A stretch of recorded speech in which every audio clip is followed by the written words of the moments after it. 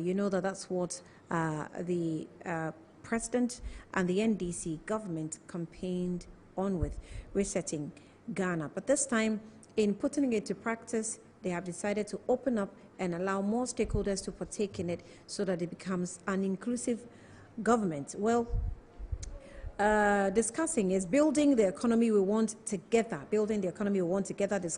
And then discussion is focused on key areas such as macroeconomic stability, economic transformation, infrastructure development, structural reforms, private sector growth, and governance as well. A distinguished panel speakers also includes Leslie Dwight Mensah. We also have Professor Ebo Turkson.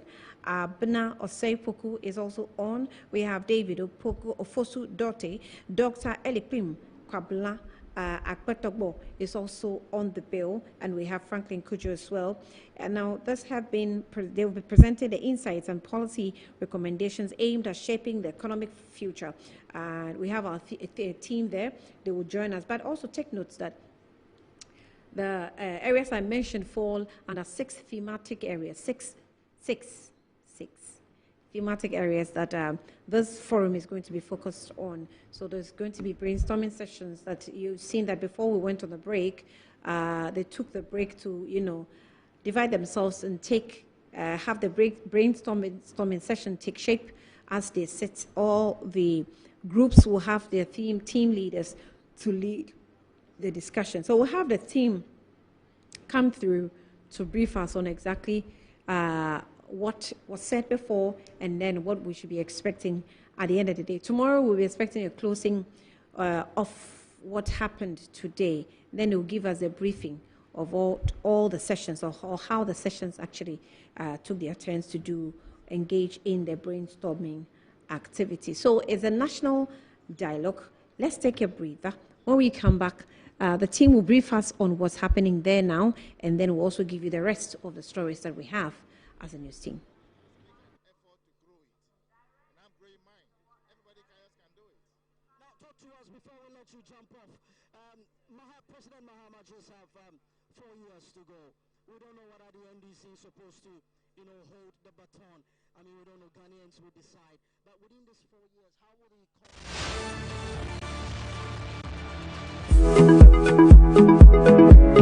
Sometimes the unexpected happens and the hero falls down in his own story. But he needs not stay down for long. Cosmopolitan Health Insurance is your trusted health partner. Whether an individual building a business, with Cosmopolitan Health Insurance, your medical care is our concern. For the best health insurance solutions for corporate institutions, groups and associations, families and individuals, choose Cosmopolitan Health Insurance from our over 700 accredited health service providers nationwide. Call us on 0302 540 668 or 0501 678 547 for all your health insurance solutions. Cosmopolitan Health Insurance, your medical care is our concern.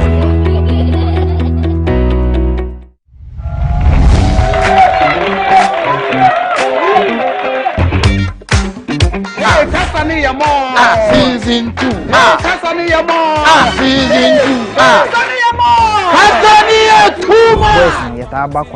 Okay. About network. Into your one, I say taxi driver, or bow upon Chiba. Because you are, in fact, you're far upon case in there. Emma Hannah. I do like I know yet, but my team you know who now, share my team.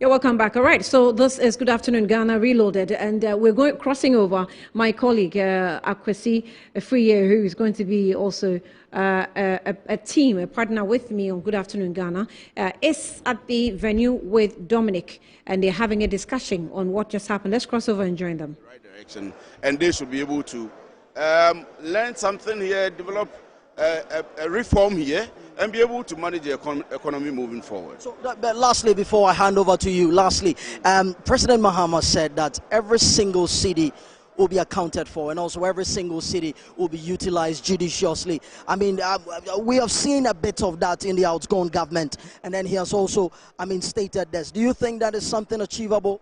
Oh, it's very achievable. You know, there is a public procurement authority that has to assess and evaluate all programs that are going to be run by the state-owned enterprises. And if you look at some of the figures that have been put out as malfeasances, how they have mismanaged, I am finding it difficult to use, but because there needs to be proper investigations into some of these things that have been put out there first.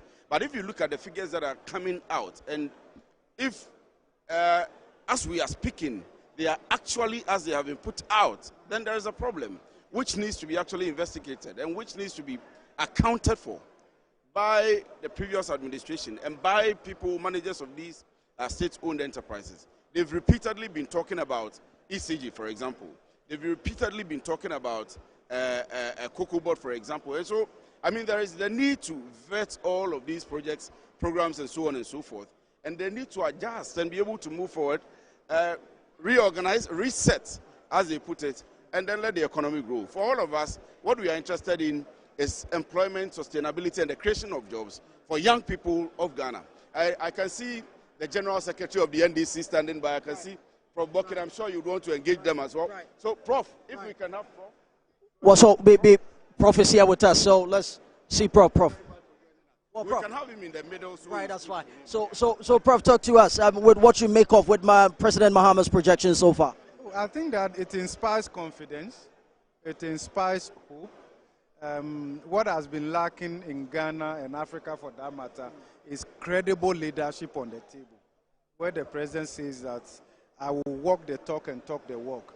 And I think he has outlined that clearly and said that and indicated that this will not just be a talk show, and that he is going to ensure that the recommendations are implemented.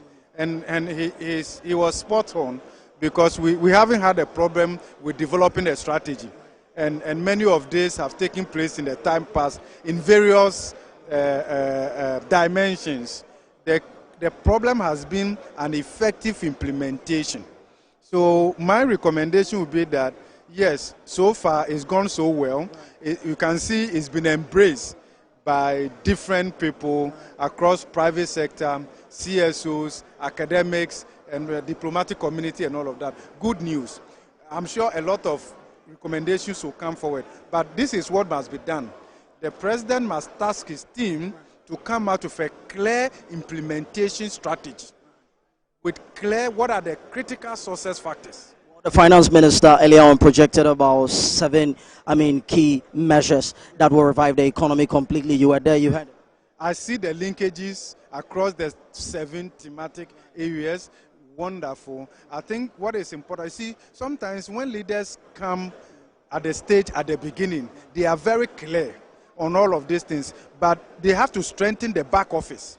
That will be monitoring and ensuring that there's an effective implementation strategy. There are key performance indicators that will be tracking, and all of that. Then we'll be reporting, and I'm sure the next cabinet meeting, the president will be asking, what are the key performance indicators? What progress are we making? Where do we have the mixes? Where have we had the success? How do we build on that? So I think overall, I think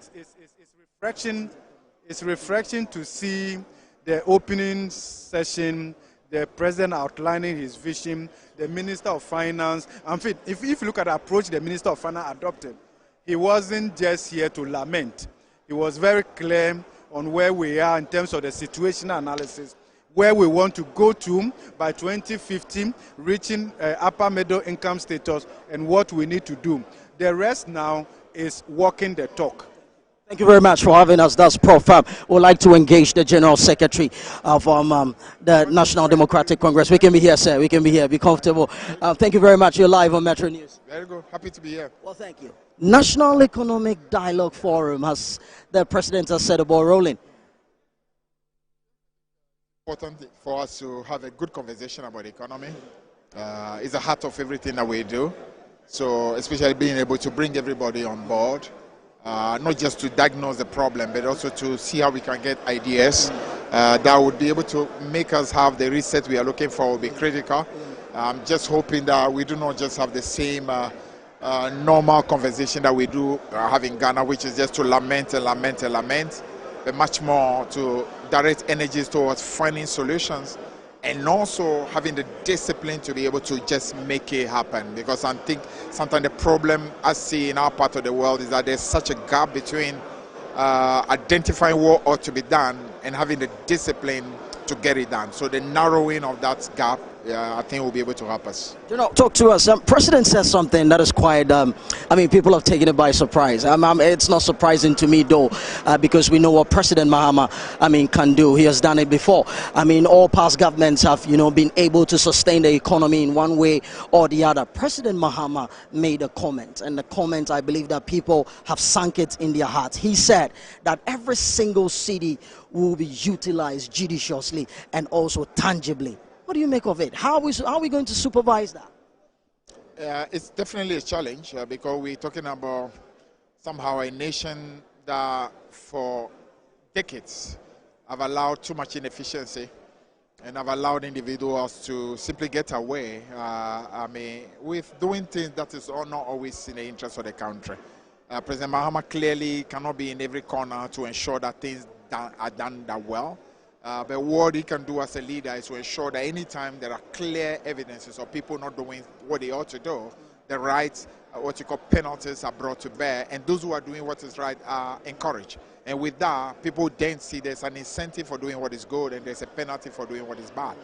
It's not easy. As a president, he cannot be in every corner to ensure things are done well, but that's why you have to have people who can also be equally committed to help in order to ensure that we can get it done. Well, agriculture has been projected in President Mahama's, journey since he took office. And then, like you said, enforcing technology to bridge the digital gap. Do you think it's something that can really help the agribusiness space?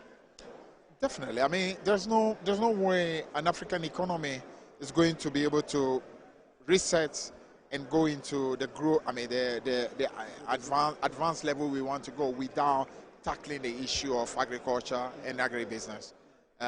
Then again, it's an area where we need to have a clear departure. I think sometimes we've been going around in circles, and that is happening because we are not identifying the real way in which the transformation can happen.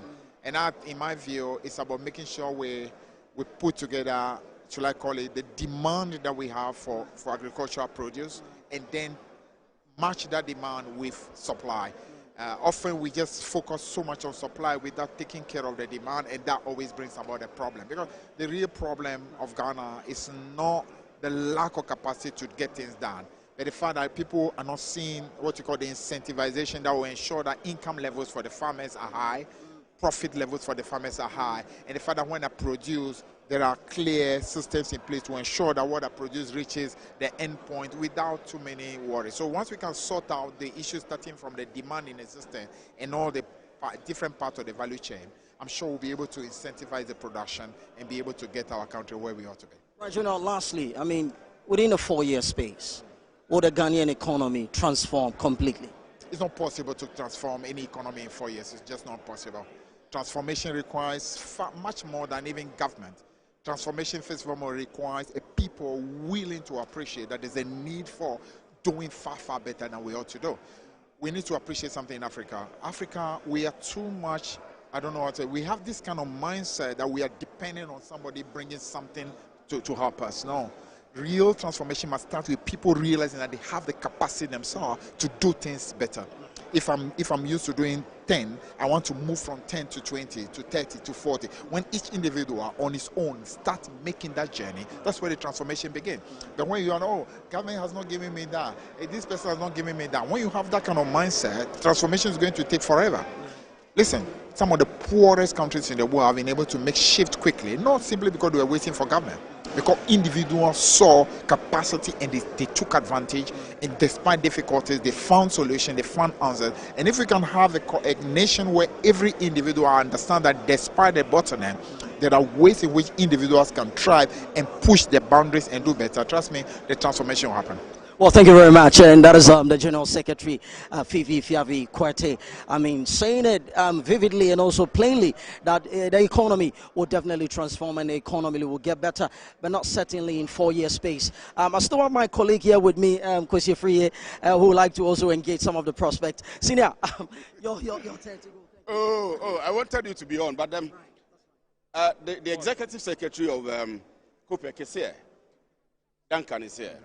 And then one of the big issues that have been running through the entire session, at least the opening session, is about the Electricity Company of Ghana, about power issues. And even the minister mentions that there is a need to restructure. And I'm wondering, you are in the industry, what exactly are you expecting or anticipating? And if you have had conversations with the minister or with the energy sector, what exactly are we looking at? You see, there's a lot of inefficiency within the energy sector. Apparent corruption. I mean, you can't run away from it. And then again, wickedness. You wake up just 3 days ago, you are told Netco warehouse has gone up in flames. Transformers that runs into several millions of Ghana cedis is just gone. So you ask yourself, what are we doing? Then you will come to hear that there's a lot of debt, crippling debt, within the power sector. And that what ECG collects, the 65% that they are able to collect of the 100% generation, they also apply about 35% to their internal use and other practices. You don't get surprised when you hear the IPPs now complain they are not being paid or they are not getting what they have generated. Simply because the cash waterfall mechanism, which should have served as a useful program for the distribution or the sharing of whatever revenues ECG generates to the IPPs, is not working. And then again, you have a situation where I have persistently said the value of contracts within the energy sector, we would have to review all of them. When I go out personally to buy street light, one of them, I'm paying 450, 500, maximum 600 Ghana for one. I have seen contracts where the government signs for 1,600 Ghana cedis to just buy one. And so if you don't stop the bleeding, you don't stop the inefficiencies, you don't stop the corruption that is so pervasive in the energy sector, asking people to pay higher tariffs is simply akin to asking people to collect water with a basket. The more water you collect, the more the basket leaks. That's my senior, Alex. Yes. We can actually get him here. Oh, Chief, kindly join us. Oh, please do join us. Do join us. So I have one question for you. I have one question. Kindly do join us. Please do join us. Please do join us. In fact, first of all, congratulations on your new appointment. Congratulations to you. And I was just asking him about. And say, please do not go, because I'm going to ask you about the banking sector collapse. The minister mentioned it. The president also mentioned it. And I mean, moving forward, what we are going to do. So I'm going to ask you a question of that. So please don't leave the screen for me. But I was just asking him about the energy sector issues. Finance minister put out what some of the people have described as damning revelations in the energy sector. He mentioned that there's been corruption, there's been wickedness. Do you think so? Well, he hasn't mentioned anything we all don't know about. You and I know how messed up the economy was in the last 8 years. This is no surprise. I think what may be a surprise to some people is just the magnitude. In fact, some people think it should be more than that. And if we really do proper due diligence and unearth other things, it will be far more than that. So it's not a shock. It's not a revelation. It's just, how can I put it? Letting us know what we already knew, but in figures now. How do we overcome all of this? Let me begin that with you, and I'll come. But you see, my senior is here. these are issues unbeknownst to us. It's not like we don't know about them. Right. We know. Right. Like I was saying, we go to the town, buy one light, right? Street light, 450, 500, 600. The ministry goes to sign contracts and is paying 1,600. So no matter how much you are collecting from the people, if you continue to waste the money that way like ECG has done, right, the debt will continue to mount. The pressure will continue to mount. IPPs will come asking for their money because they have generated the power. You have collected 65%. 65% you have expended another 35% on your internal corrupt practices. How does my boss resolve that? I wonder. So there are two major issues. The issue of the revenue collection and then the spending, which has been, I'm finding the right words to maybe secrecy, but has not been managed well, technically speaking. Ghana just needs discipline. It needs discipline. President Mahama said he has a political will to transparency. Yes. Discipline and transparency. And we need that. We are fed up of the audio and the video not matching. So now we rely on you journalists, on you media guys to open your eyes and ask the questions and stop not talking when people silence you. Do we privatize ECG? Maybe journalism has to be privatized. We have to privatize ECG? Well, I don't think. Well, journalism, but do we privatize? Well, the next question: should we privatize the whole government? Should we privatize? I'm asking you: should we privatize the whole government? We have President Mahama. He said he has. If a government can't fix this problem, then it's not worth being there, and that is why Nana Akufo-Addo's government was taken out. You have to fix the problems. You have to grasp it. You have to take tough decisions. We have to have difficult conversations in this country, and we have to do what is right. And we have to be disciplined. Otherwise, you heard it, we may go for the 18th and 19th time back to the IMF. Alex Mould is the former GNPC Chief Executive Officer. Congratulations to you on your new appointment. So this is the bottom line, and we've joined the National. You can go.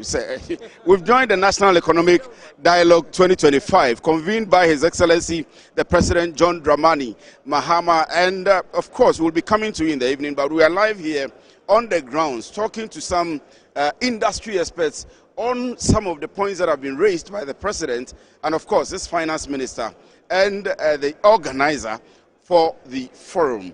I have Seydou Agongo here, and issues within the banking sector has also cropped up. The minister mentioned the banking sector collapse, and all of you have been following the discussions. But for him as a private man and a businessman, looking forward, and some of the statements from the finance minister and the president, are you hopeful about the economy?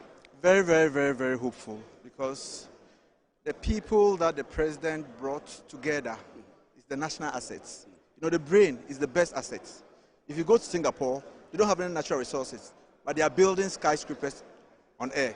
So at the end of the day, whatever decision that the president has taken, I think is in the right direction. And I have always had faith and trust in John Dramani Mahama that he will make this country better.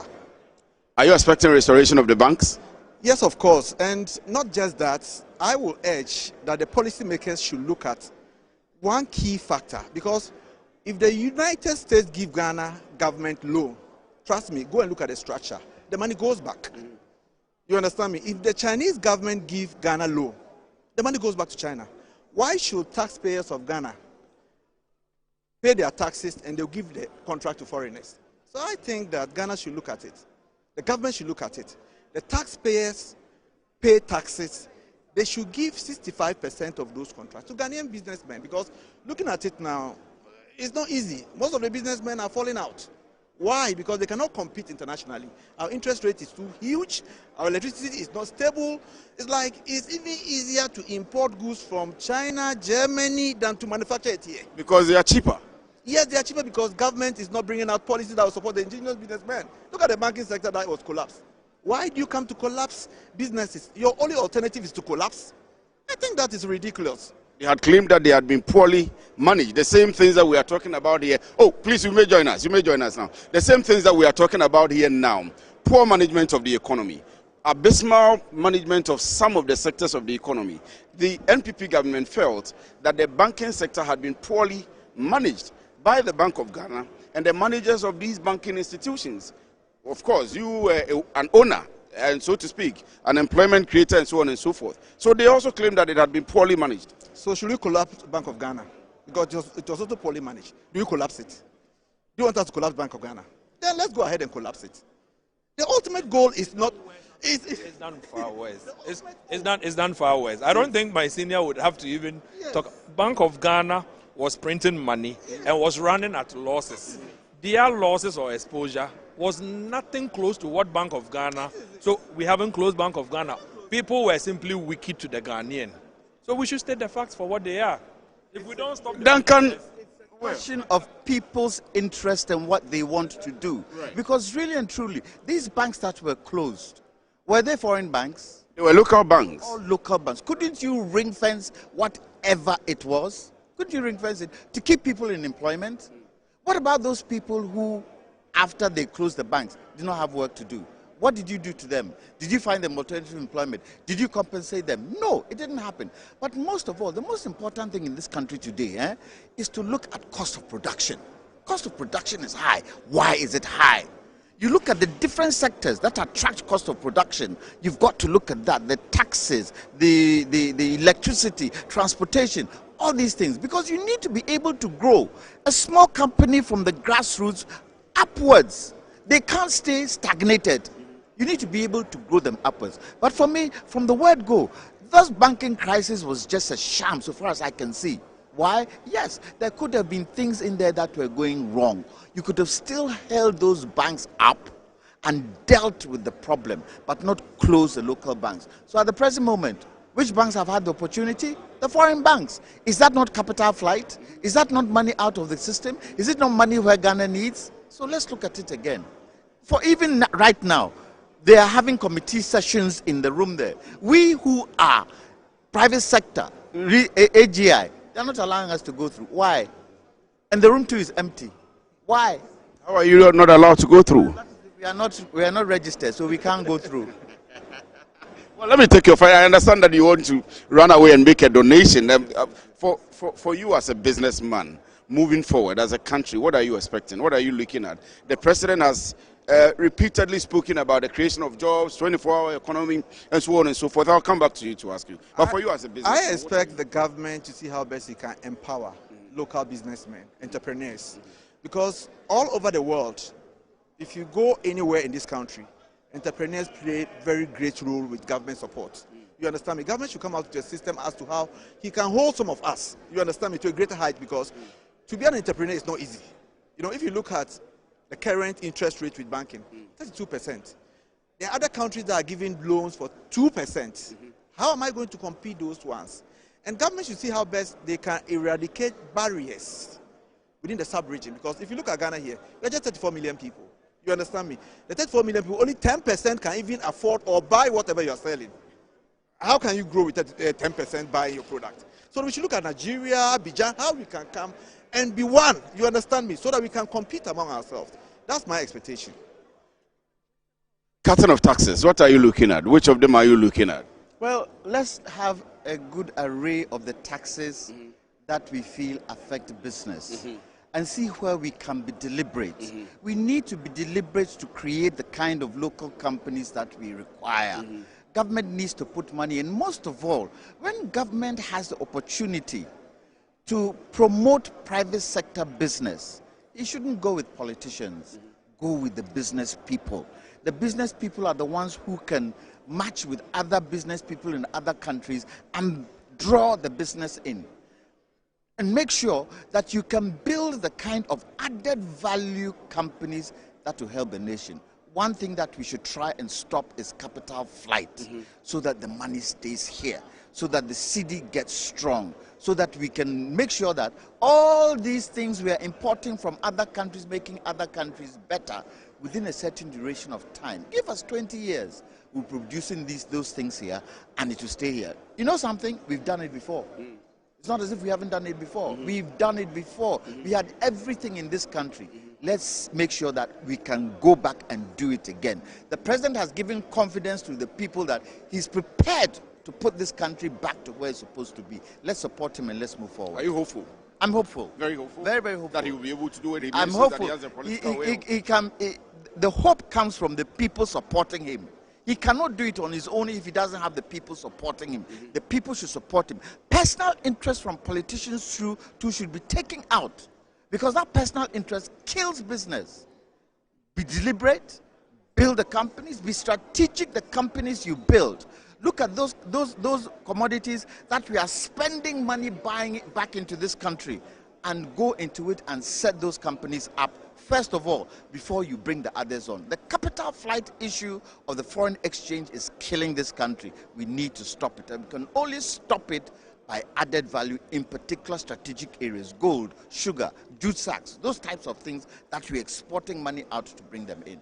Right, thank you very much. So from the whole of this morning, it's been about the National Economic Dialogue 2025, and the theme has been resetting Ghana, building the economy that we want as a country. So it started from the morning, obviously, with the Master of Ceremonies, and then the organizer, Mr. Ishmael Yamson, now introduced the entire program to all of us. We had speakers. The finance minister came on and started talking about how he thinks, and the finance ministry believe that the economy has been mismanaged. And one particular focus that they have been focusing on is how the state-owned enterprises have also been managed. He mentions the issue of Cocoa Board, how the debt at Cocoa Board has ballooned out of poor management, and how there is a decline of about 50% from 2023 to 2024.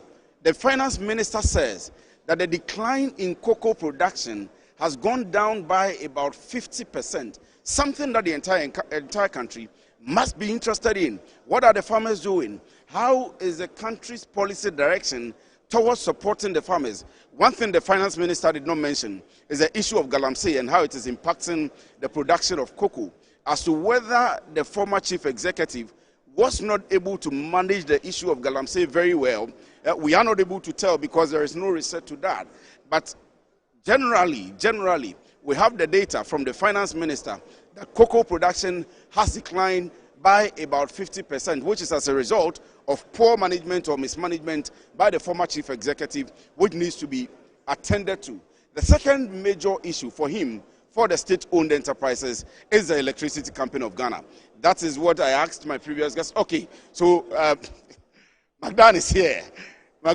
So one other issue which was spoken of very well is the issue of businesses, sustainable businesses, the creation of employment. If you follow him on social media, on TV, wherever, he's passionate about young people getting employment. And for us on Bottom Line, you know that we are passionate about young people getting employment also. Not stopgap measures, but sustainable employment. And we have him here this morning. He's an effective part of the program this morning. And I want to ask him, are you hopeful about the economy? Listening to the finance minister, listening to the president, he says that he has a political will to make sure that wastage in the economy is cut, to make sure that there is employment created and so on and so forth. Are you hopeful? Well, I'm hopeful. The key word here is the political will. I mean, if a president tells you that he has the political will to support the private sector, to cast wastages, to stop corruption, especially he emphasized on the private sector. So I think it's early days yet, but as a businessman, you have to be hopeful. But you're looking for effective partnerships with government, not just the president, but with government entirely, to be able to create more jobs. I have followed you passionately, and I know you're passionate about the creation of jobs, not just the businesses, but the sustainability of the businesses, first of all, and the number of jobs that will be created for the young people. You know, the future of this country lies in the hands of the youth. And job creation is supposed to be key. And I'm number one, I'm one of the few businesses here who create massive jobs. As I'm talking to you today, I need about 4,000 workers in the salt mine. Right? So if you should talk about job creation, that's supposed to be the key in this dialogue. Which areas? Government cannot do much. Government cannot create much jobs. It's the private sector. So if the political will is there, I mean, we the businessmen, we are ready. We are ready to support the government in through whatever means they have. But my problem should be the policies. You know, I always talk about government policies. Exactly. I mean, we're looking forward for a very favorable policies that will help the private sector to thrive and also to not to put us hand to hand with the foreign competition. Exactly. I mean, for policies to thrive. Let me ask you this very last one. Taxes. Especially for those of you in the business sector. I mean, when taxes are cut, interest rates and so on and so forth, when they go up, you struggle. When the taxes are cut, you thrive. President Mahama, before coming to government, had promised. Now, listening to the finance minister, he's also promising that there are taxes, some taxes which are nuisance. And so, which ones are you expecting, or are you hoping that they will cut to support the business world? Well, the problems here is I don't want to talk about the taxes, but talk about the short-term planning. Okay. Our governments plan short-term. When you plan short-term, you need the taxes to have a stopgap in your fiscal policies. How do you pay your nurses? How do you pay your soldiers? How do you pay your policemen? It's taxes that you use to pay them. So the policies have to change towards long-term, right? And also bank rates. See, the taxes are many. They are many, but the government had to sit down and look at it very well with the private sector. There must be some private sector involvement in some of these things. Thank you very much. So, Mr. Daniel Macaulay, popularly known as McDan, is the Chief Executive Officer, McDan Group of Companies. So, I am humbled to have my very good brother. He is a presidential hopeful, if you know him, and he is the Executive Secretary, Importers Exporters Association of Ghana. We call him Samson Asaki Awingobit. I will ask him one major question, because he deals at the port. What is he expecting, or what does he want the government to do with the port, primarily with taxes? Thank you. I want to see a tax rationalization policy that was stated by President Mahama in his manifesto, to come out in this policy.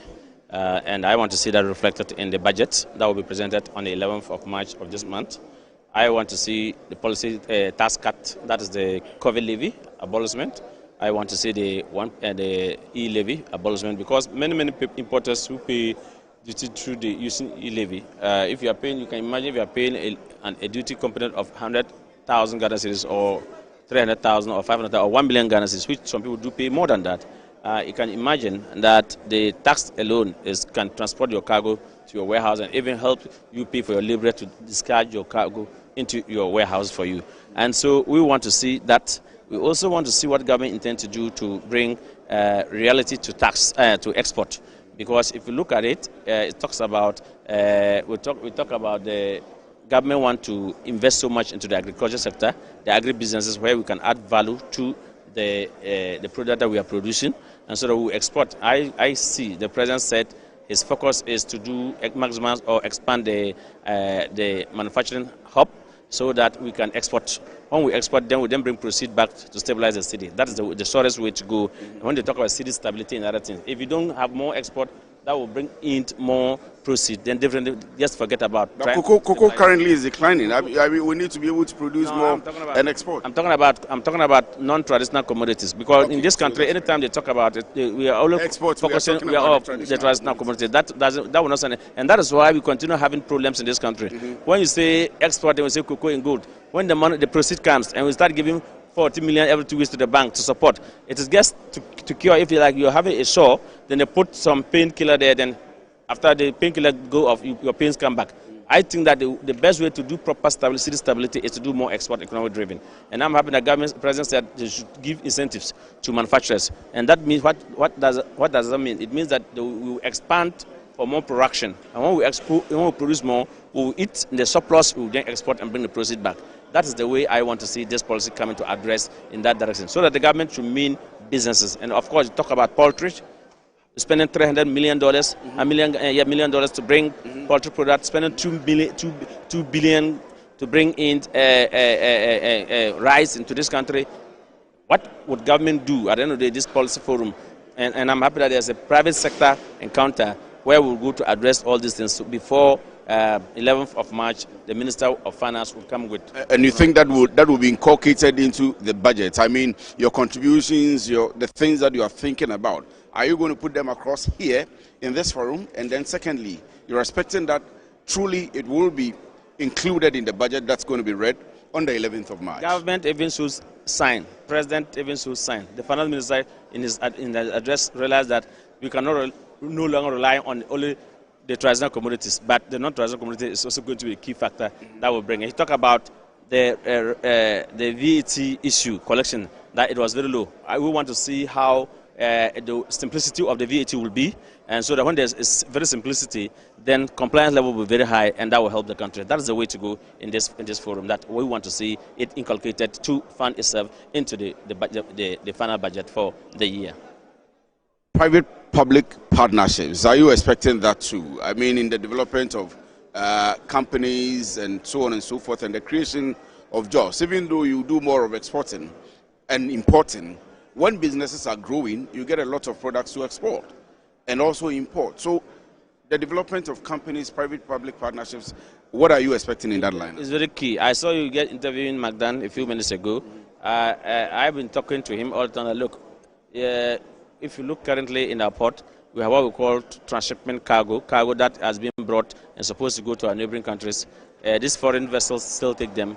There's nothing to give about Ghanaians. Meanwhile, our law, the cabotage law, is to give the opportunity for Ghanaians to expand, to send those cargo. So government must take a political will to help that. And when that is done, more foreigners will come to our country.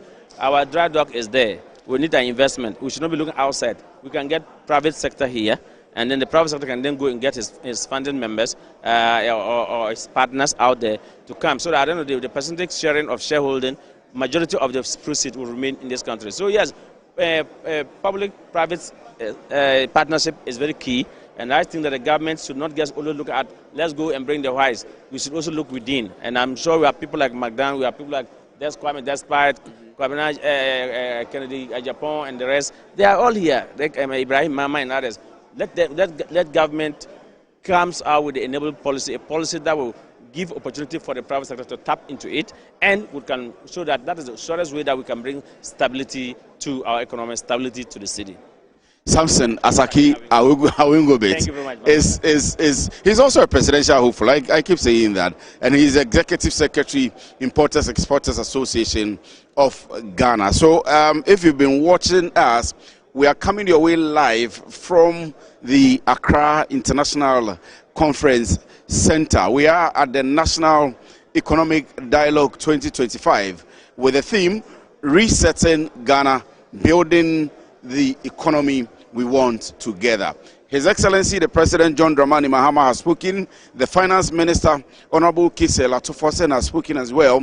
And I was talking to you about some of the thematic areas of their delivery this morning. One major point is corruption. Another major point is the mismanagement of state-owned enterprises. How are they going to eschew corruption? President Mahama insists that he is going to ensure accountability of leaders, both in his government and in the erstwhile government. He's going to or ensure that every money spent will be accounted for. He's going to ensure fiscal discipline on the side of state-owned enterprises, on the side of every other person that is part of those at the helm running the affairs of government. You want to stick and stay with us? This is the bottom line. We'll get on some more people and we will join you right back.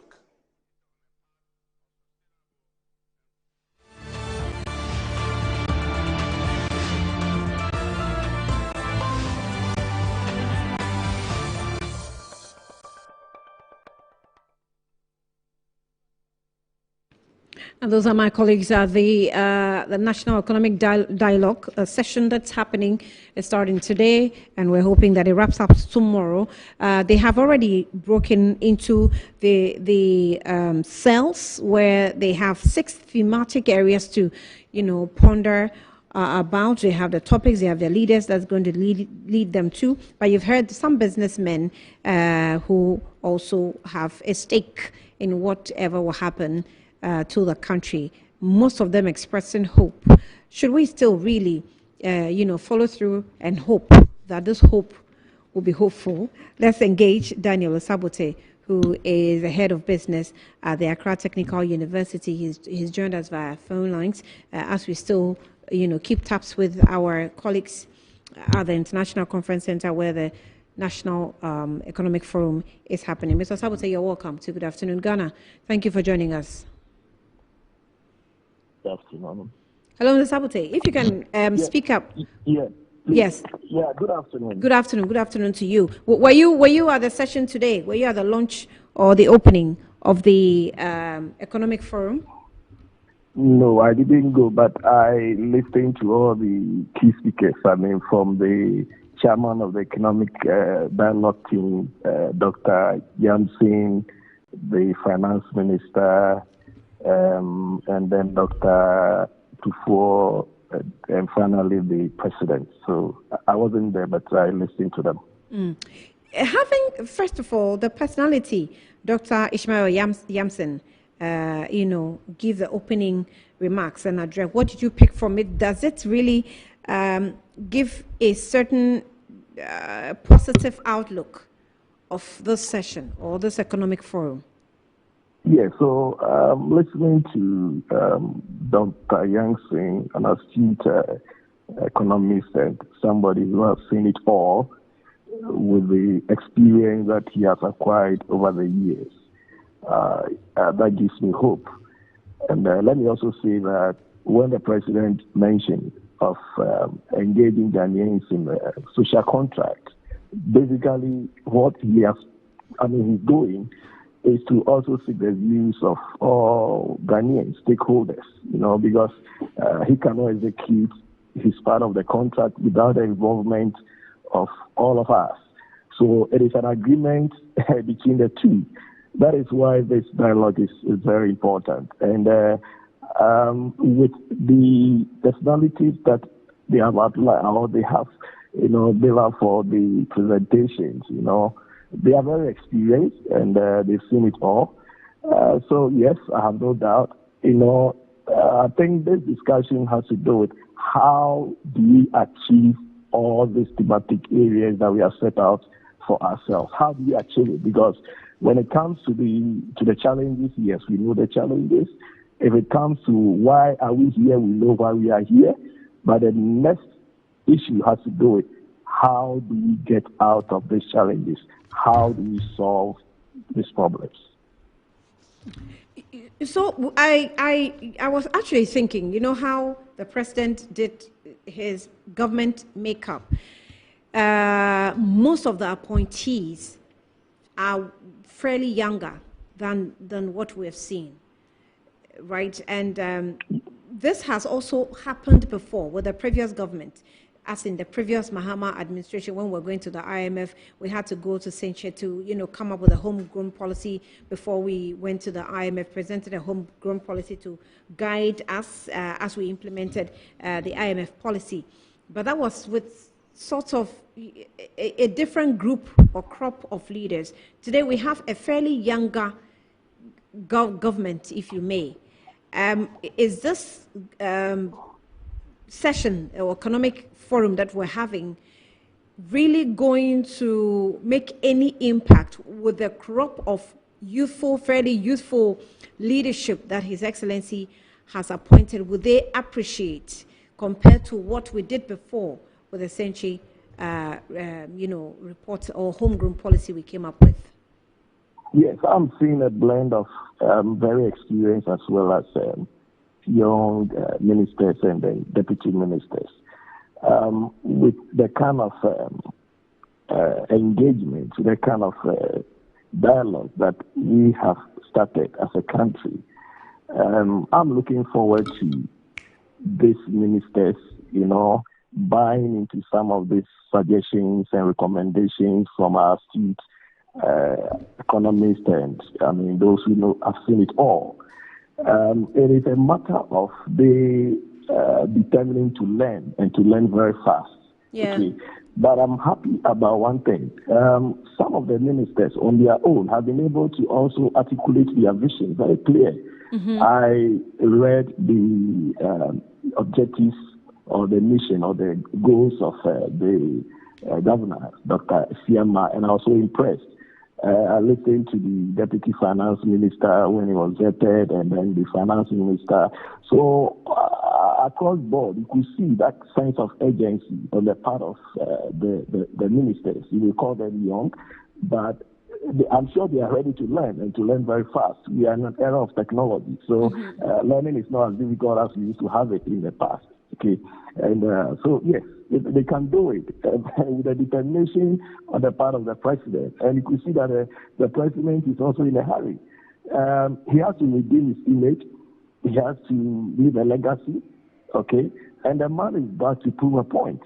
And he has made it very clear that you're either with me or you are out of my government. So I don't think that they are going to do things on their own. Definitely, they are going to follow the vision bearer, who is the president. And I'm looking forward to them working very, very hard. And with the recommendations that will come out of this dialogue, I don't want us to look at it as or to treat it as yes, and then they wonder, talk shop, no.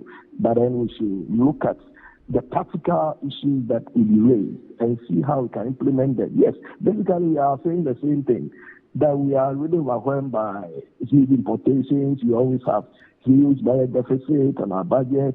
You know, our CD keep on depreciating against the major foreign currencies. And we know all these things. But the issue is, how do we solve these problems? How do we add value to our raw materials? You say that they and I'm very much concerned about the nature of government His Excellency Mahama has selected in terms of the age brackets. You say that they have to learn very fast. Now, in the address by His Excellency at the Economic Forum, he indicated that the short-term approach of doing things in this country must give way to the long-term approach. Immediately what I began to think was that I want to believe that the seemingly young government His Excellency has chosen or selected is to make way for a long-term plan, if either for the party or for the country. Should the party win the next elections, it means that they will still have some more still fresh brains to tap in, because these people are likely to be in government for the longest of time. And so he probably is seeming to have started this long-term approach by his human resource that he has. Is it possible to think along those lines? Yes, I do agree with you, and I think that they will definitely be good for the long-term projections or long-term plan. And that is why I say that these are people who must learn very fast, because they are very experienced ones that they are working with, you know. And we are just looking beyond the party and see how these people could be great assets to this country. Yeah, they have age on their part, and I don't have doubt that they can deliver. I keep on saying that they must be determined. It's about determination. You know, you may be inexperienced, but if you are determined to learn fast, definitely within a short time, you'll be able to do great things. So yes, I'm very hopeful that they are young, but we have a blend, and they have to learn from the experienced ones. I mean, listening to people like Dr. Ishmael Yamse, they didn't start like this, but over the years, you can see that they have really, they really dedicated themselves to the service of this country, and they've gone through lots of experiences. You know, they've come very far. You know, so if you have such people and you are blessed with such people, then of course, you being very young, you should be able to learn from them. And he also suggested that this shouldn't just be one-off, but at least if we decide that as a country, once a year, we should hold such a dialogue and then begin to evaluate our performance. What did we set out for ourselves? What did we intend doing? Where have we gotten to? Why now could we achieve A, B, C, D? How are we getting to the next level? And that is how this country can move forward. Well, so now let's get into the details of what was said at the forum. But let me link it to SONA. So with the SONA, the president, you know that at the forum, the president has mentioned one of the focus points of fighting the nemesis of this economy will be fighting corruption. And obviously, he has indicated how he's using the oral information has been sent to the Attorney General and has tasked the agencies to, work on them. But there are also debts that we have to deal with immediately. We have debts which he mentioned in SONA, that our debts in the next 4 years will amount to 280 billion. We also have to build additional buffers in the sinking fund. He indicated how the balance in the fund is also, showing $64,000. And then also we have the cocoa sector. He indicated how the cocoa sector is, is hit with the debt into the 30 billions of cedis. We have ECG debt going into about 68 billion Ghana cedis. Now, all these issues, how do you think the forum should work around them? Is it the immediate way of trying to rake in some revenue to clear this debt? Because we already know that some 67 billion has been borrowed. But the clarity is that 60 billion of it was used to pay off a debt in the previous year, which was 2024. So far, the borrowing that we did, we have just about 7 billion cedis outstanding, which I'm not sure where that money is going to go into. How should the sector handle some of these issues coupled with corruption that we are hoping that we can rake in some of the monies that were quote-unquote stolen? Yeah, so let me tackle the issue of corruption. Yeah, so we have the oral submitting the report to the government, and now I know it's the Attorney General. And we've been assured that all of those who have been cited for corrupt activities or acts will be invited, and that they will definitely be subjected to prosecution. That is a good step. I think that what we need to do as a country is to see how we can recover some of these corrupt resources, things that are meant for the country, which ended up in black pockets. How do we recover it? That is very key. And we should also make sure that it shouldn't be we coming out, to make the allegations that when it comes to following up to retrieve all that have been stolen, then we tend to be adamant. No. If really people are cited for corruption and we have evidence to prove that, then of course we should be able to recover all those loots. So it is once again an issue of we deciding as a country to make corruption unattractive. And we need to also be very, very proactive. We need to have our laws that will be very proactive instead of we waiting for people to engage in corrupt acts and we try to be reactive. No, the reaction is not going to help as much. So on the issue of corruption, yes, if the report proves that Mr. A indeed was engaged in any form of corrupt act, then they should be held liable. If you have to really search out the person, we should be able to do that. And then we should, so do you think that the persons sitting around the tables, with the thematic areas that they've been giving, those who have the task of dealing with the issue of corruption, they should come up with more stringent punishments, if you want, but for want of a better expression. The SP recently said that we should make corruption much more unattractive. In the past, we've said that it's more like a rhetoric, but we just absolutely do nothing about it. And normally, what you find leaders do is that when there are suspicions and allegations of corruption, they quickly come out to seek evidence, knowing very well that evidence of allegations sometimes are very difficult to come by, even though you can see clearly that something is wrong.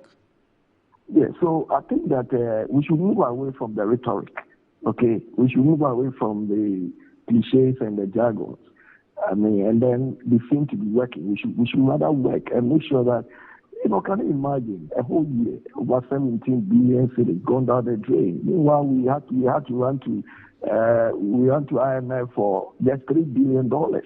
So even if we manage to reduce corruption by 50%, you can imagine the amount of savings I'll be making. Okay, Mr. Sabote, kindly join us as we move to Adam. He is holding a press conference now. So let's listen to him. I'm sure it's just a reaction to what His Excellency said and some of the economic indicators has been giving. We all will listen and then we'll get back to you.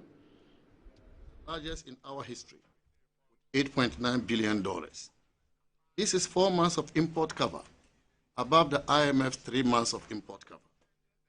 The NDC left office in 2016 with gross international reserves of $6.2 billion, or 3.5 months of import cover.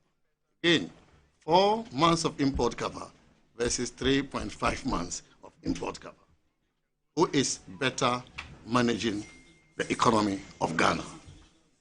Ladies and gentlemen, the true state of our nation is that economic growth has rebounded strongly. The external sector is impressive, and our resilience towards shocks and external vulnerabilities is at all-time high. This is the true state of our economy, but the President and his government has a different understanding of what a strong economy means. President Mahama again cited the headline inflation of 23.8% and the 19% rate of depreciation of the cedi for 2024 as indicators of a badly managed economy. It's important to provide context to this. Following the COVID-19 and supply shocks globally, prices of food and other essentials increased substantially. Even in the advanced countries, inflation averaged 7%, very high for countries that are used to 1% or less inflation. The causes of this rise in inflation globally were not far-fetched. For example, COVID-19 slowed down the world economy due to lockdowns and the closure of factories and offices, including major port facilities across the world. And this adversely impacted global supply chains. Also, many countries implemented fiscal stimulus to revive economic activity. However, faced with supply constraints, the increased demand resulting from the fiscal stimulus led to higher inflation. To control inflation, the central banks of many countries, led by the advanced economies, resorted to monetary tightening by increasing rates. This led to significant investment reversals from small open economies like Ghana, weakening our currency and fueling the rise in inflation. This, together with imported inflation, pushed Ghana's inflation sharply to 54% by the end of 2022. The current rate of 23%, therefore, means that inflation was halved within a year, and we were working to bring it further down to the pre-COVID level of 8 plus or minus 2% by 2026.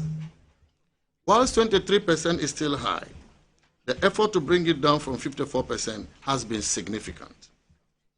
It must be noted that before COVID-19 struck the world, the MPP demonstrated a record in inflation management. We brought inflation down from 15.4% in 2016, handed over to us by President Mahama, to 11.8% in 2017, 9.4% in 2018, 7.9% in 2019. Inflation for 2 successive years remained a single digit, the largest period in our recent economic history.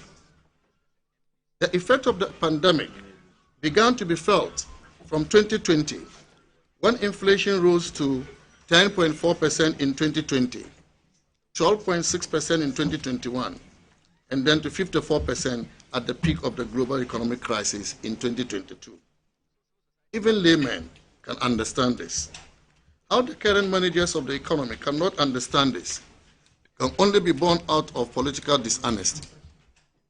The adverse circumstances the MPP administration faced were unprecedented, but such did not exist when President Mohammed's government achieved headline inflation of 15.4% above the target of 10.1% in 2016.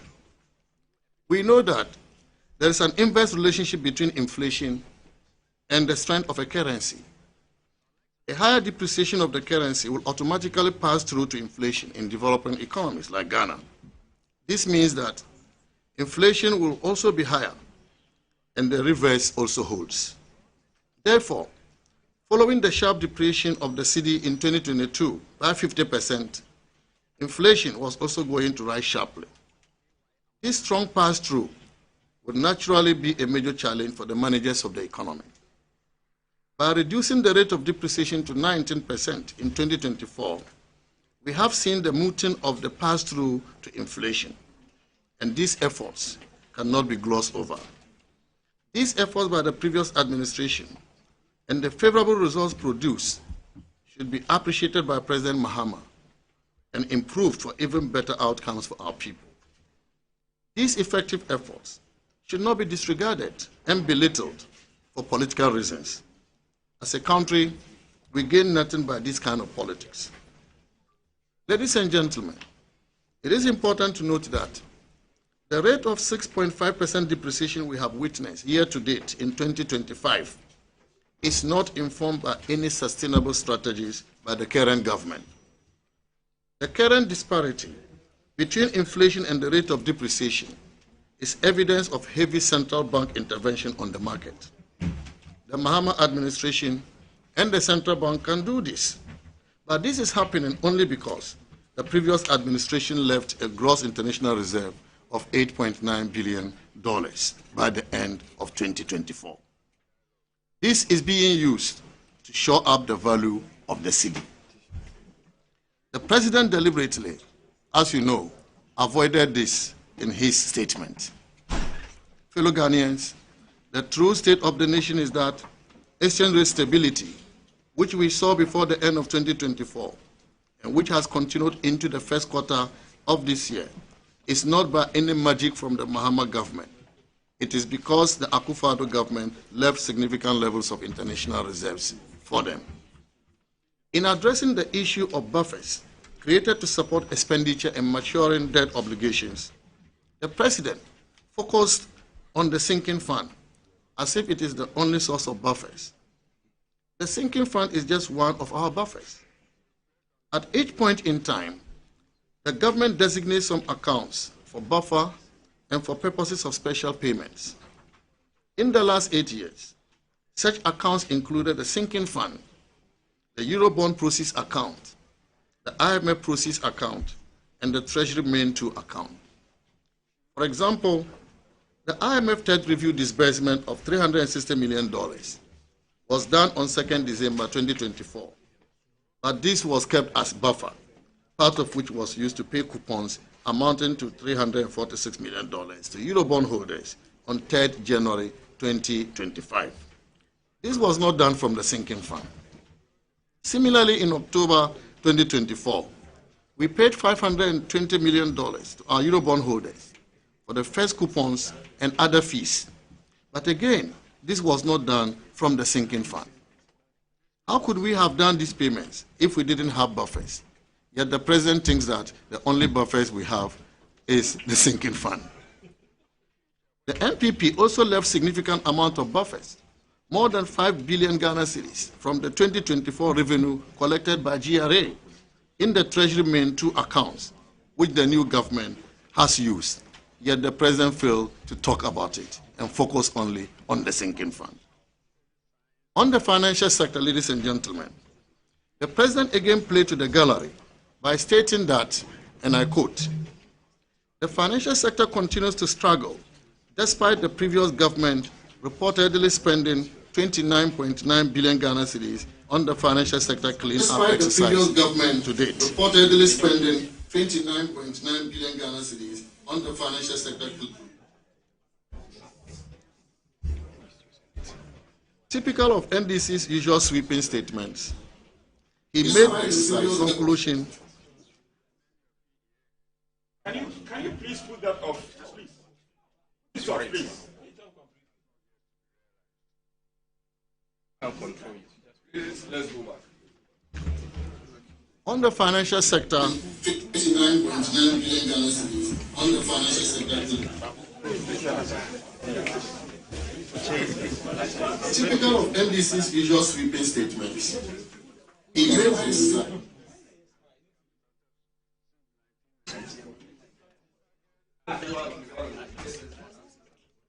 Thank you very much. Thank you very much. On the financial sector, ladies and gentlemen, the president again played to the gallery by stating that, and I quote, the financial sector continues to struggle despite the previous government reportedly spending 29.9 billion Ghana cedis on the financial sector cleanup exercise to date, unquote. Typical of NDC's usual sweeping statements, he made this conclusion without providing any basis.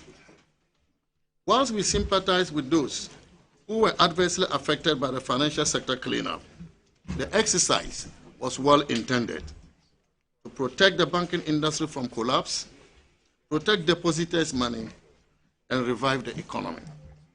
The evidence today shows that, notwithstanding the DDEP effects on the local banks, the financial sector has become stronger, with banks posting impressive financial ratios and returning to profitability. This is the true state of the financial sector in Ghana. The Bank of Ghana's recent publication, Summary of Economic and Financial Data, January 2025, provides very rich information about the performance of the financial sector. The annual growth in total assets of the financial sector, as at the end of 2024, was 33.8%, and total deposits by 28.8%. Similarly, in terms of liquidity, core liquid assets to short-term liabilities grew by 46.3%. The capital market shows similar strong performance, with the GSE All-Share Index year-to-date growing by 56.2% by December 2024.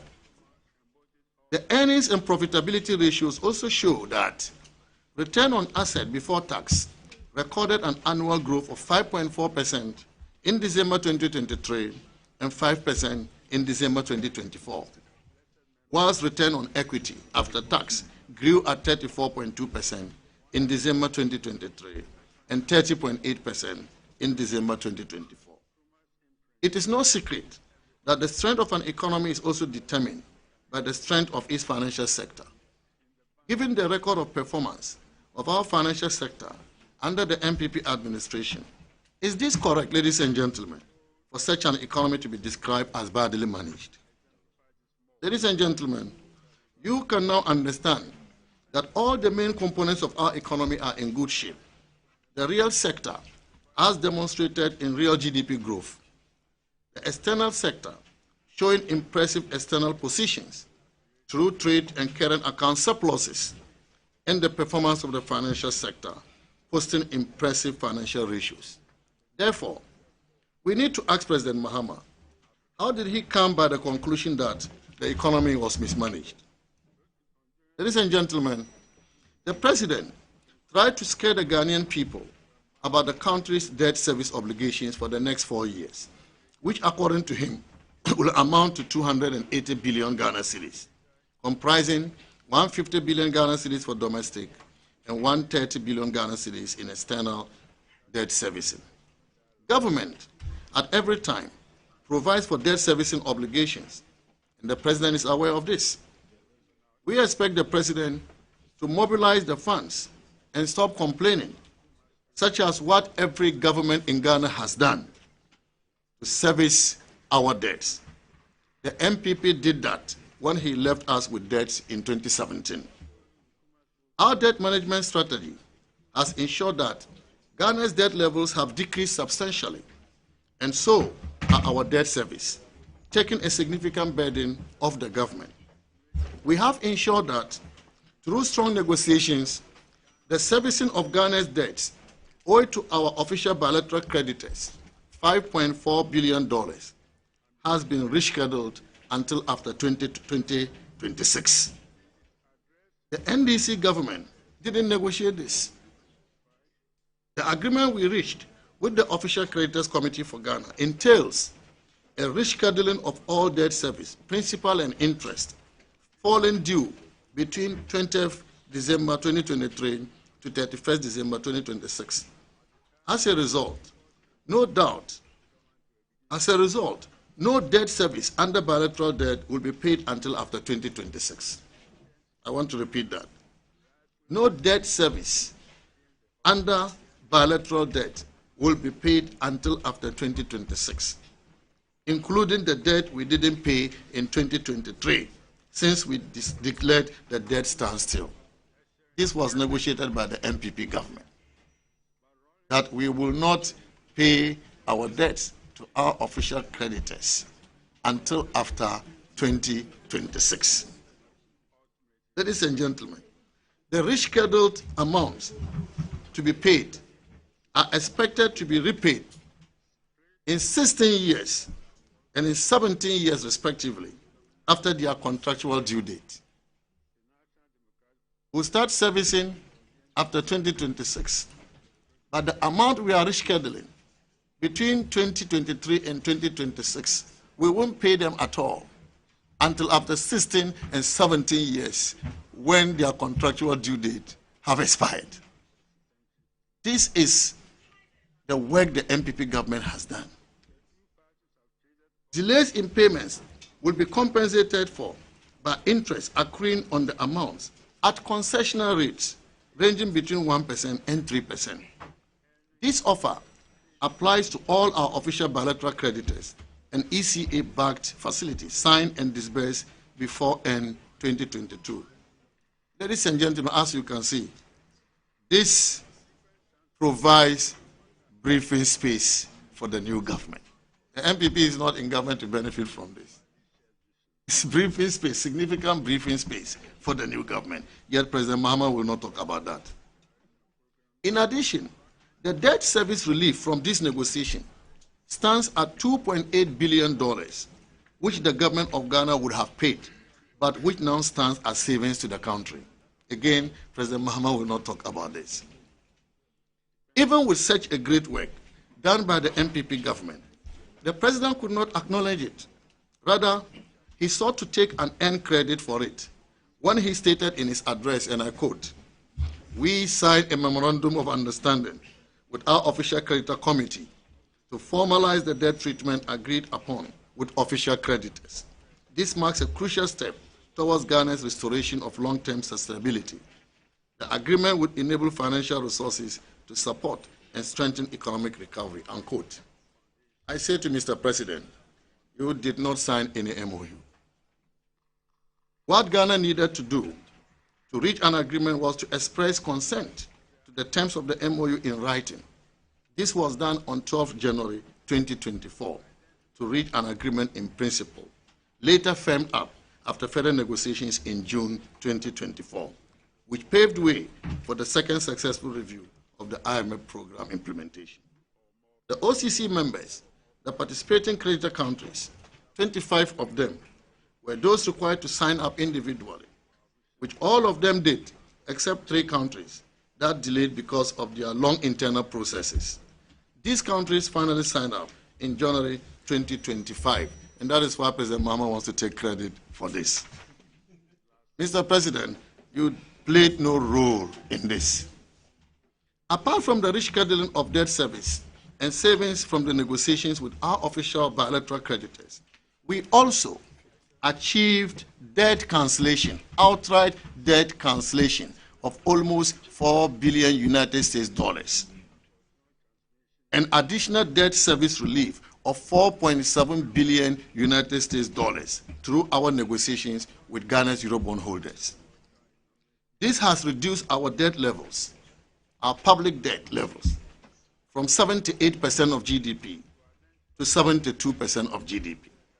In fact, from September to October 2024 alone, our debt levels reduced by 68 billion Ghana cedis.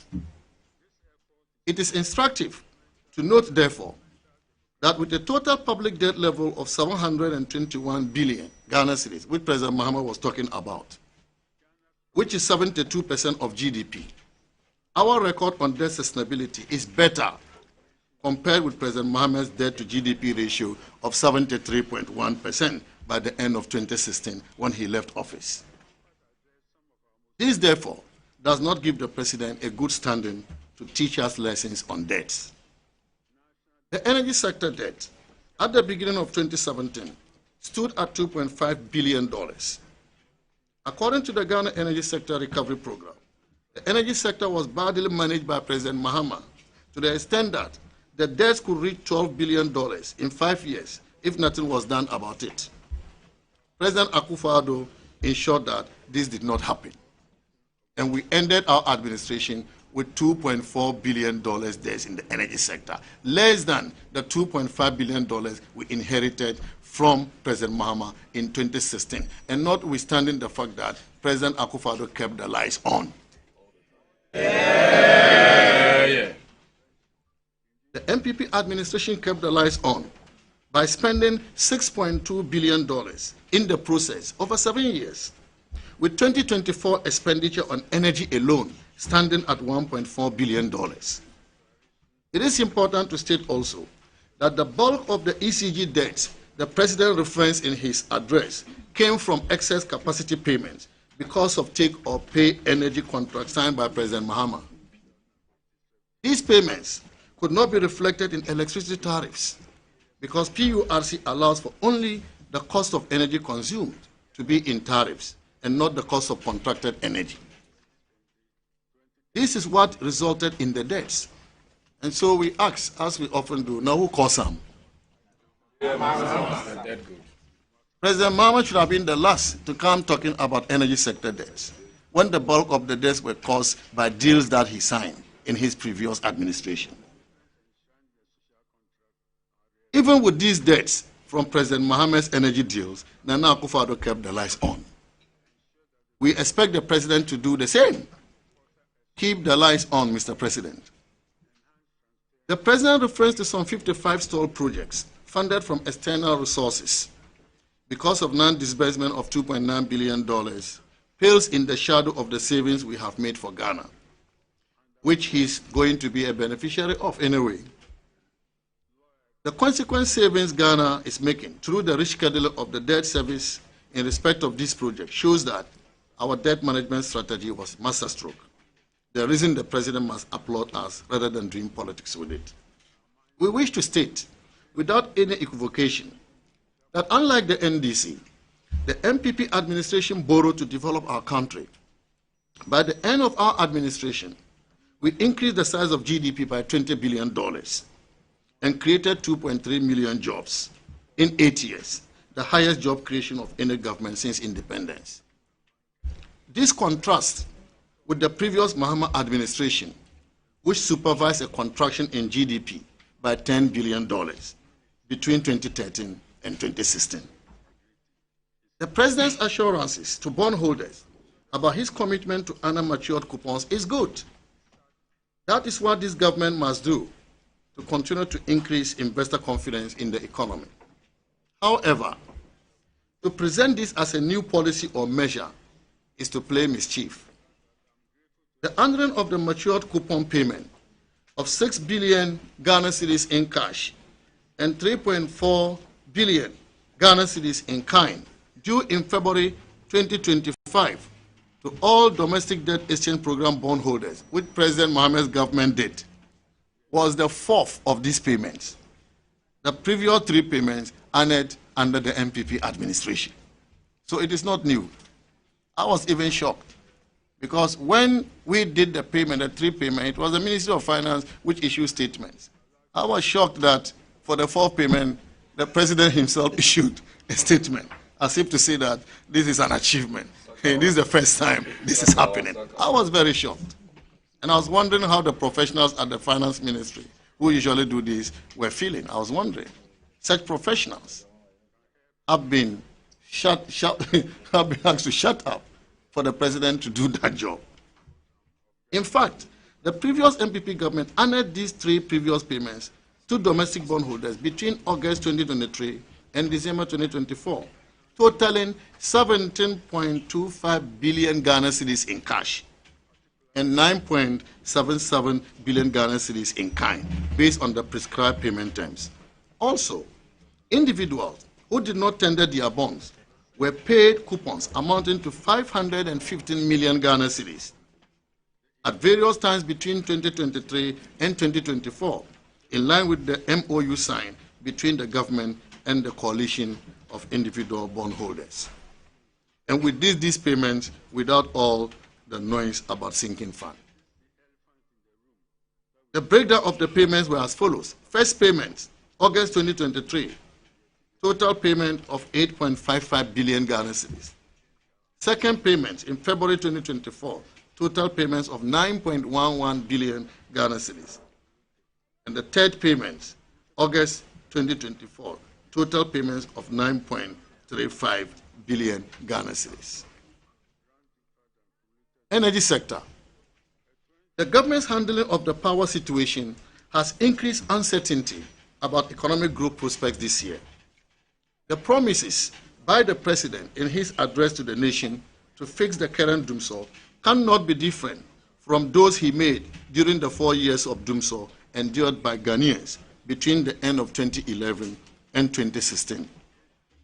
Not even the creation of a new Ministry of Power by him could save the nation from the excruciating effects of doomsday, resulting in the dismissal of then Minister for Power in January 2015.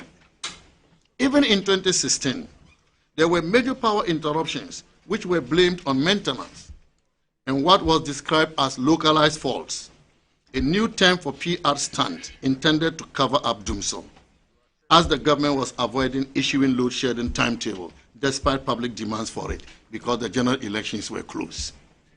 Yet, the Ghanaian people knew doomsday had not ended because they lived with it and continued to suffer from it. Mr. President, you did not fix doomsday as you claimed in your address. Your record on doomsday is abysmal, unlike your predecessor, Nana Addo Dankwa Akufo-Addo, who kept the lights on. As we are back to doomsday in another Mahama term, Ghanaians remember with fear and anxiety the potential devastation this could cause for them and their businesses, especially small businesses like hair salons, welders, dressmakers, and many more who earn their daily bread from these vocations. Many people and businesses have already felt the pinch and the pain of living with the current doomsday. We have also seen the return of electric generating sets in shops, in clinics, and at social events. Mr. President, this is the true state of our nation and not what you presented to Parliament. To ameliorate the impact of these erratic power challenges, we, the mighty minority, call on the government to publish a load shedding timetable today to help people and businesses plan effectively to offset some of the losses the economy is currently suffering from. On the petroleum sector, the record will show that production of crude oil has declined because President Mahama signed contracts with 13 companies, most of which, in fact, all of which, had no technical or financial capacity to undertake oil activity.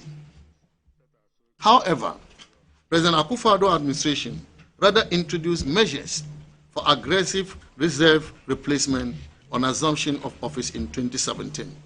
As a result of these measures, between 2018 and 2022, 7 discoveries of crude oil were made. Ladies and gentlemen, as industry watchers know, the COVID-19 pandemic slowed down operations across the oil industry in the world, which affected the appraisal of these discoveries in Ghana. To incentivize these companies, the then government, the Akufo-Addo government, took the decision to restore their lost time to them. Several amendments were also made to the existing frameworks to provide further incentives to the industry. The MPP government could therefore not be accused of creating a hostile business climate and excessive political interference in the words of President Mahama. The MPP administration also added to crude oil production with the coming on stream of Jubilee Southeast in September 2023, which added 30,000 barrels of oil per day to production from the Jubilee field, thereby taking production from the field to 100,000 barrels of oil per day. Ladies and gentlemen, we are alarmed at the risk of these power challenges, reversing the economic turnaround in Ghana, as evidenced by the resurgent economic growth achieved last year. The dangers to economic growth are very visible for us to see. There is no reliable power supply now. Investors are being turned away by a government that is baselessly painting a bad picture of its own economy. And contractors are not being paid, despite the 68 billion Ghana cedis approved by Parliament for the government to spend in the first quarter of the year.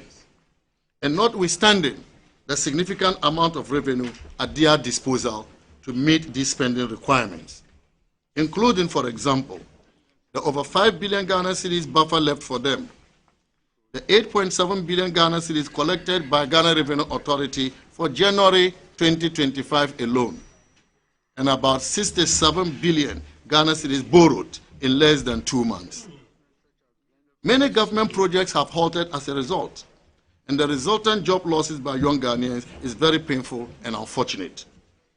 Therefore, ladies and gentlemen, the prospects for growth, economic growth, in this first quarter of 2025 remain weak and sluggish, and the government must change its economic management strategy as soon as possible. The Mahama administration made a lot of political gains by highlighting the plight of young Ghanaians who were yet to get jobs after over 2 million others had gotten jobs in the 8 years of the MPP administration. They promised 2 more people for each job under the 24-hour economy program. Ladies and gentlemen, it is now a notorious fact that to create vacancies for the purpose of employing NDC youth, the Mahama administration has sacked thousands of young Ghanaians who had been properly employed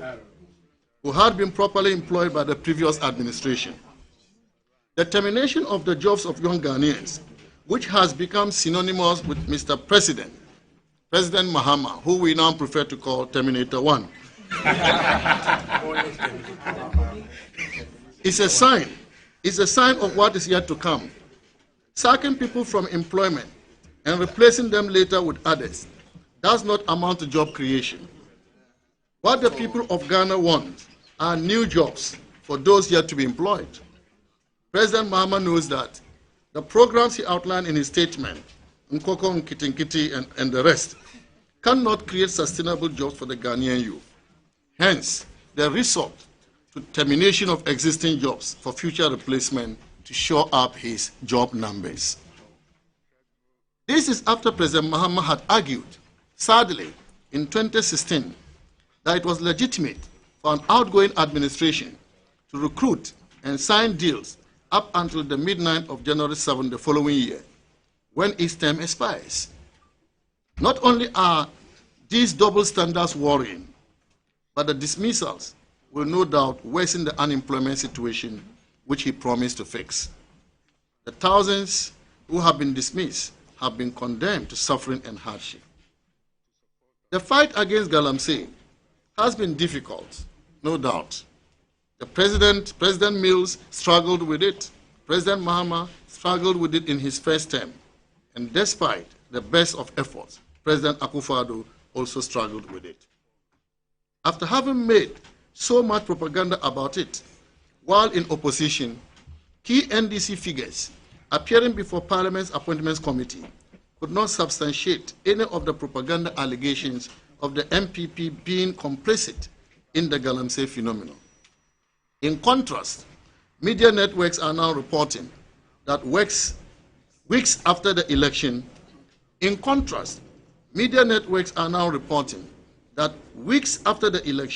known NDC kingpins in the Ashanti region have invaded some forests and commenced Galamsey activities there. also in the Western region and the Eastern region, and Western North, all over. The President is quiet, silent on all this. On the 19th day of January 2025 edition of the Ghanaian Daily Graphic, it was reported that illegal miners numbering about 60 breached the Anglo Gold Ashanti Mine security fence and intruded at Code D. The aim of the illegal miners was to enter the deep decline. The decision to enter the deep decline was because of a promise made to these illegal miners by the leadership of the NDC during the campaign. The promise was to assist them to illegally mine in areas which had been legally acquired by the Anglo Gold Company. Also, the Minister for Lands and Natural Resources, speaking to Parliament on February 19, 2025, raised a very disturbing issue of insecurity, leading to an alarming rate of illegal mining activities within the nation's forest reserves. 9 out of the 44 forest reserves have been completely taken by illegal mining thugs with impunity. Our security agents and the Forestry Commission no longer have access to these forest reserves. We wish to ask, since when thugs involved in illegal mining became more powerful than our well-trained security agents? This is the true state of the fight against Galamsey, for which reason the President's address was scanty on any real steps to tackle the canker. Infrastructure development. The President conveniently omitted from his address the strides made in the housing sector under the immediate past administration. This included the completion of some of the stalled projects inherited in 2017, like the Asokori Mampong housing project, resumption of works on the Adenta SHC estates, and the selection of the private partner to commence work on the completion of the Saglime project. Additionally, 1,000 homes were delivered to the security services, 1,000 homes delivered by the TDC, and nearly another 1,000 homes by the State Housing Company. The administration also set up the National Home Ownership Fund that has delivered about 500 homes so far. The President failed to mention that the Ministry of Finance under President Akufo-Addo gave approval to GIF to set up a GIF housing sub-fund to receive funding for bankable housing projects, while the Ministry of Housing rolled out a PPP framework to stimulate housing. These strides made in the housing sector marked an unprecedented change in the approach to resolving the housing deficit in Ghana. Instead of seeking to lambast the outgone administration, credit should rather be given to it, followed by a commitment to build on it. The Ghana Priority Health Infrastructure Project, referred to as Agenda 111, was to design, construct, and equip 111 hospitals across the country. The need for the construction of hospitals became essential after Ghana recorded its first case of COVID-19 on 12 March 2020. In one of his regular addresses to the nation, where he detailed the government's measures to contain the spread of the virus, His Excellency, President Akufo-Addo, bemoaned the lack of hospitals in some 88 districts and 6 newly created regions of the country, and promised swift government investment in new hospitals, not only to address the urgent need to contain the spread of the virus in those districts and regions, but also to correct the anomaly in the distribution of health infrastructure across the country. The initial hospitals comprise of 101 district hospitals, 7 regional hospitals, 2 regional psychiatric hospitals, and 1 national psychiatric hospital in Accra. The program was, however, revised to include 3 district hospitals, thus expanding to cover 114 sites. As at 31 December 2024, progress on completion of civil works were 37 sites achieved 70% completion and above, 28 sites achieved between 50 and 70% completion, and 36 sites achieved below 50% completion. These district hospitals, 3 district hospitals, and this is important because some people have gone out there to say only 1 was completed. 3 district hospitals achieved practical completion, equipped and commissioned on 5th December 2024. And they are Achima Konwuma Municipal Hospital at Trede, Konwuma Municipal Hospital at Trede, the Oforikrom Municipal Hospital at Kokoben, and Ahanta West Municipal Hospital at Bokro. We also had dedicated sources of funding. Some have said that we're just doing it in an ad hoc manner. We had dedicated sources of funding from the government annual budgetary allocation and the CAPEX component of the annual budget funding amount from oil revenues.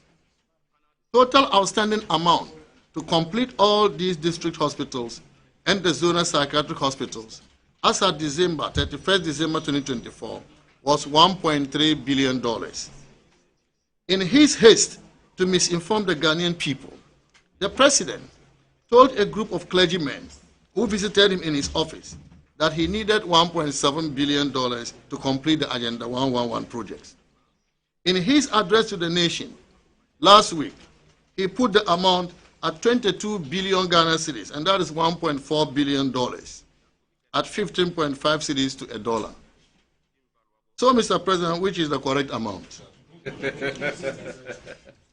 We have taken note of the new government's plan to abandon these projects by proposing to relaunch the ABFA from oil revenues used in financing these projects to other projects.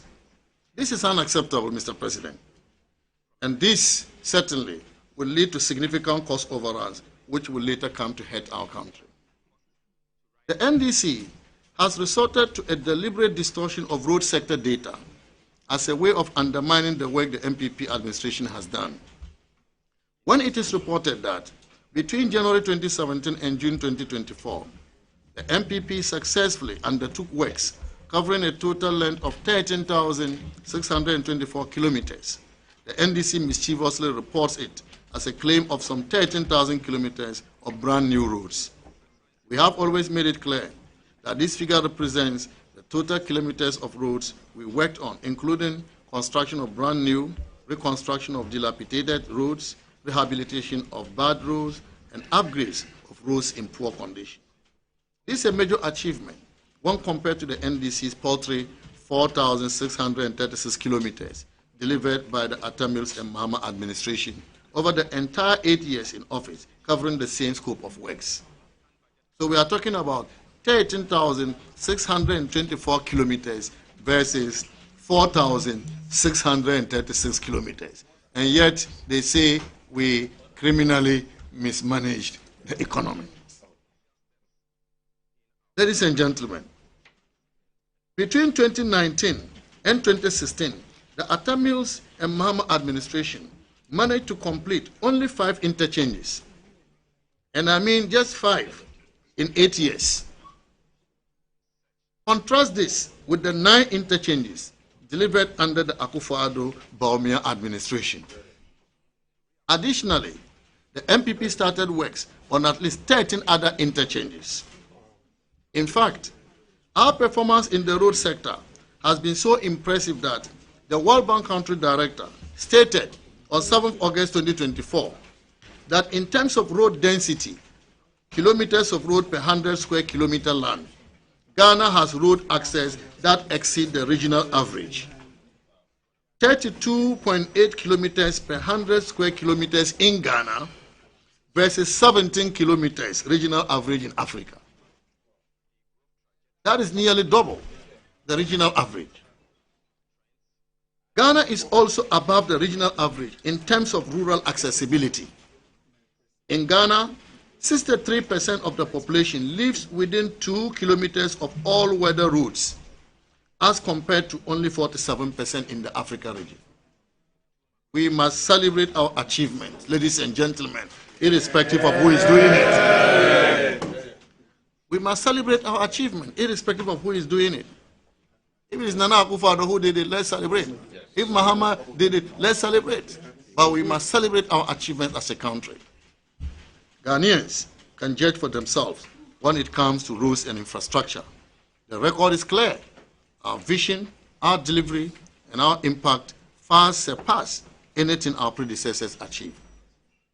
Education. And we have the education minister, former education minister here. Throughout the President's address, the President did well to explain to the nation his vision for education, his commitment to continue the implementation of free senior high school is commendable. We also commend him for his commitment to continue President Akufo-Addo's drive to boost the tertiary gross enrollment ratio.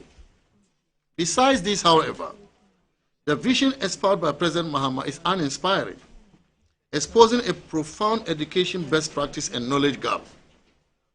Clearly, the President's speech lacked coherence and did not articulate clearly the role of education in the transformation of Ghana. Many of the initiatives announced are already being implemented with a high degree of success under the previous regime. Consequently, a number of reforms have taken place across all levels of education in Ghana, including tackling the learning crisis in the early years of education through the implementation of differentiated learning approach.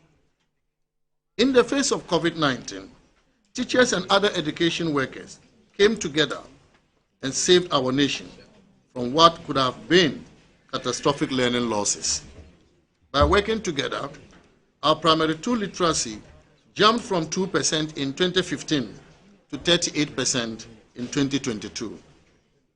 To equip learners with 21st century skills at the secondary level, the Ministry of Education, under Akufo-Addo's administration, had a total overhaul of the country's secondary education curriculum with a focus on improving national values, promoting STEM education, and preparing learners for the field of work.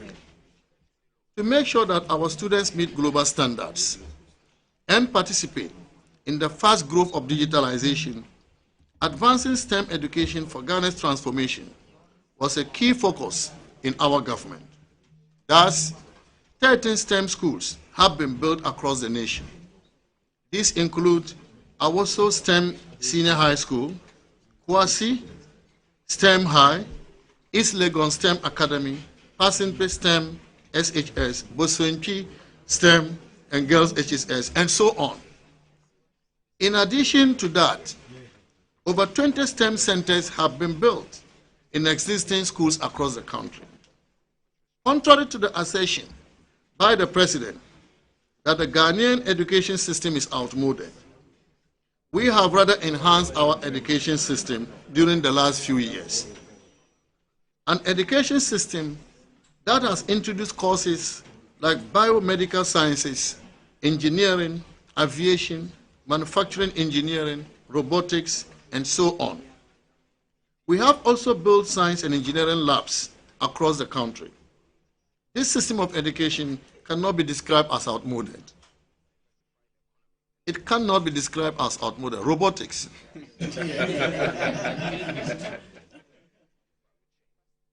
As we speak, high school students are receiving tablets to facilitate technology integration to enhance teaching and learning under the Ghana Smart Schools project introduced to empower students on a global scale. Here we are talking about smart schools. That cannot be outmoded. Whilst His Excellency, the President, has outlined his vision for education and skills development, it is imperative to acknowledge the substantial progress made under the previous administration in transforming technical and vocational education and training in Ghana. In 2017, the TVET sector was uncoordinated, and some 17 ministries were engaged in some form of TVET regulation and delivery, and therefore made coordination across the landscape quite challenging, since each of the TVET institutions were taking direct instruction from their ministries and legislations. Almost all the workshops in the TVET institutions were filled with obsolete tools and equipment, and outdated curricula as well. The sector was not responsive to the needs of industry. The linkage between training providers and industry was very weak, which caused mismatches in the demand and supply.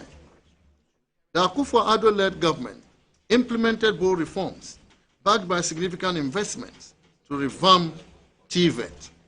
ensuring it becomes a viable pathway for skills acquisition, entrepreneurship, and employment creation.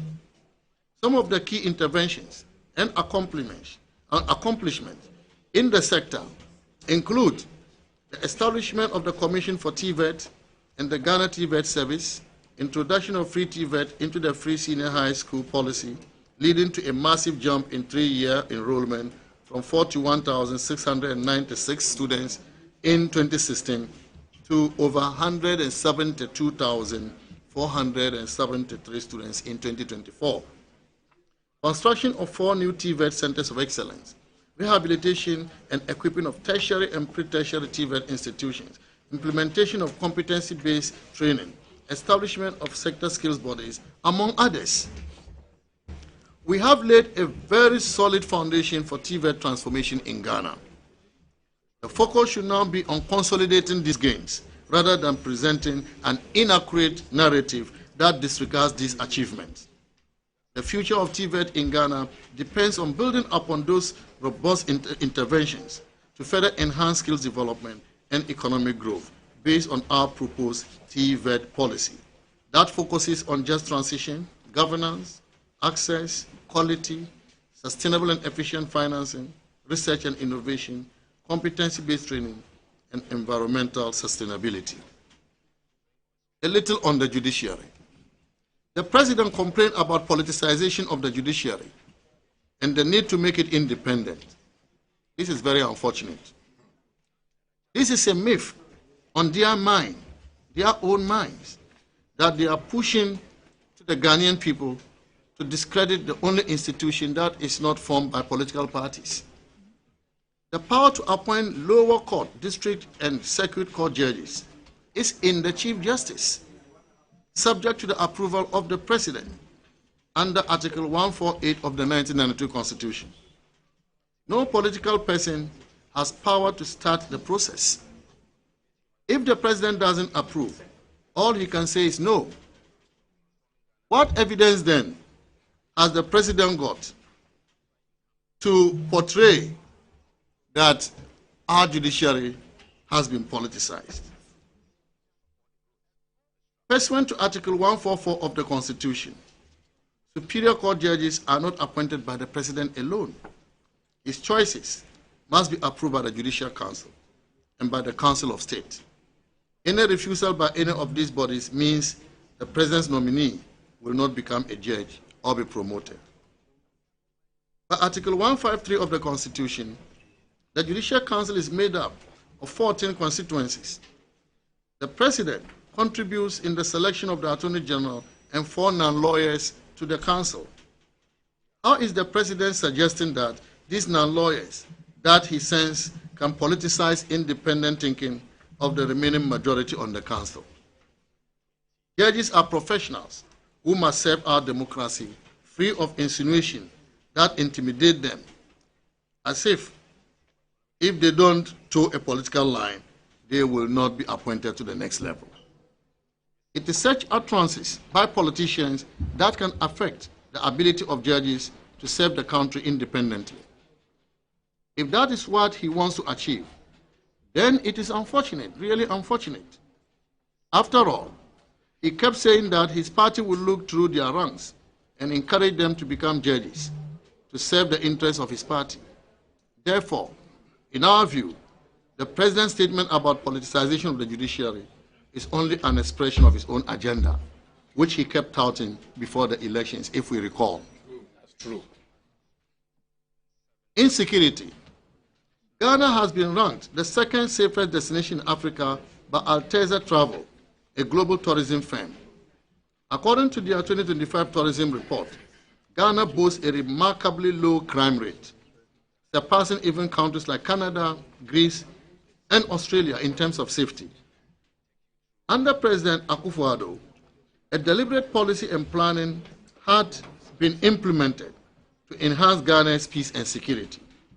The crime rate in the country, for instance, had reduced significantly following the increase in police visibility. The visibility has brought discipline on the roads and made communities safer. However, in a rather contrasting and worrying view, following the election of President Mahama in the 2024 general elections, several acts of lawlessness and violence have erupted in the country, leading to the arrest of over 100 people suspected to be supporters of the ruling party. And this is according to BBC report, December 11, 2024. Supporters of the newly elected president, who won jobs, have allegedly attacked some state institutions, looted property, and engaged in disturbances that have left some police and military personnel in jail. The president was silent about all this. How can you talk about the state of the nation without talking about the spate of violence and lawlessness that we are all witnesses to over the last 2 months? Ladies and gentlemen, I give you a few instances of this violence.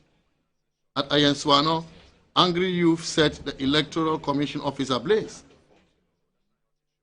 The standoff at the Ghana Gas headquarters, we all remember, where security forces fired warning shots to disperse a crowd of protesters belonging to the NDC.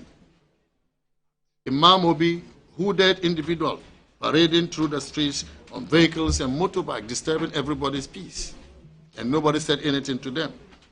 In Obuasi, civilians and party members were in direct showdown with military officers. Several shooting incidents led to 4 dead and many injured. In Damongo, frustrated youth stormed the Damongo Municipal Coalition Center and set the EC office ablaze. 1 person died and the office was burnt down. 8 suspects were also arrested for attacking the Metro Mass Transit workshop in Sunyani, Bono region. Suspects unlawfully entered the workshop premises and attacked and threatened workers, forcing them to flee. A wave of violence swept through Ejura police station as angry Zongo youth attacked a local police station, freeing suspects on remand and setting the police station on fire.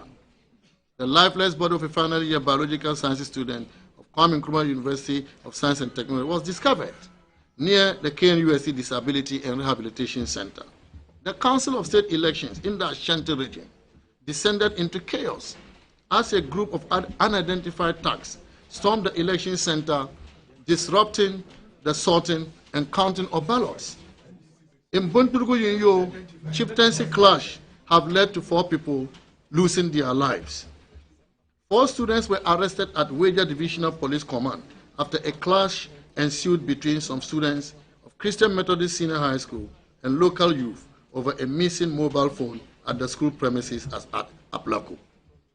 5 students sustained severe injuries, with several others suffering minor wounds after violence erupted during a peace ceremony between students of Boku Senior High School and Boku Technical Institute. 20 students from Salaga Senior High School in the East Gonja municipality of the Savannah region have been arrested following a violent clash that left 1 person with multiple stab wounds. It is sad, ladies and gentlemen, to mention that because of the insecurity in our country, the Electoral Commission has not been able to conclude Ablekuma parliamentary election declaration. Which we won. This certainly is a dark spot in our democratic dispensation, given that the people of Ablekuma North are currently not having a representative in parliament. Oh. Insecurity in the Boku area continues to heighten in recent times, with a woman and her 2 children being tragically murdered in their home by gunmen on February 9, 2025. Again, on February 25, 2025, a 13-year-old boy was killed in the same township. The indiscriminate killing of the indigents of Waliwali and its environs is getting out of hand, and the imposition of curfew in the area is making it difficult for our Muslim brothers and sisters to wake up at dawn to eat and start their fasting. Government needs to decouple politics from security and ensure that every Ghanaian is protected. Mr. President, the security situation in our country is indeed very worrying. As you refuse to act decisively, the security agencies have become powerless, and this continues to embolden thugs of your party who visit mayhem on innocent Ghanaians daily. Sadly, The homes of some former public servants have been raided in Rambo style. That can only be akin to what happens in a military coup d'etat. For many Ghanaians, this is reminding them of the dark days of our nation's history. The president must act, and indeed, action is required now. Rather strangely, whilst officials of the MPP administration are being harassed and investigated, former officials of the NDC government who were on judicial trial have been cleared of all criminal charges against them, and in some cases have been rewarded with juicy appointments, like the current governor of the Bank of Ghana. Yes. Today, we are being told that crime has party colors, and our country has been turned into an animal farm, where 4 legs good, 2 legs bad. In conclusion, ladies and gentlemen, we, the mighty minority, are ready to do our work. We are ready to do our work to provide truthful information to the Ghanaian people on the affairs of our nation, especially as the government is holding a national economic dialogue, which is intended to whitewash the unfounded and baseless claims of the mismanagement of our economy under the SWAL MPP administration. That is what they are doing there. They are even scaring the people of Ghana further by putting out unaudited outstanding claims on government. And we will expose this mischief at the right time. Yes. We believe that these unholy moves by the NDC are intended to buy time to cover for its incompetence in managing the economy and to establish the basis for increasing taxes and introducing new taxes in the 2025 budget statement, even as they are promising to scrap e-levy, COVID levy, and others. Ladies and gentlemen, I want to ask you, does it make sense to scrap e-levy and betting tax and replace them with new taxes on the telecommunication industry? They are bringing back VAT on telecommunication. They are increasing the growth and sustainability levy on the mining industry. And they are bringing back VAT on the financial services and real estate industries. Wow. All these taxes will be passed on to customers, Ghanaian people. The people of Ghana should wait for the deception of the NDC government when they present the 2025 budget. Taxes galore, Sakawa. This is how they intend to tax Ghanaians to collect their target of 200 billion Ghana cedis in tax revenues this year. This NDC government accused us, the MPP administration, of overtaxing the people of Ghana, because by the end of 2024, the MPP administration collected 152.9 billion Ghana cedis. That was 17% tax to GDP ratio, taking it from President Mohammed's 13% in 2016. How do you then turn around to expect to collect 200 billion Ghana cedis in an economy you call a broken economy? Ladies and gentlemen, we, the mighty minority, will join the people of Ghana to resist any attempt to smuggle in new taxes or increase existing taxes. We owe it a duty to hold the government accountable for their promises to the people of Ghana.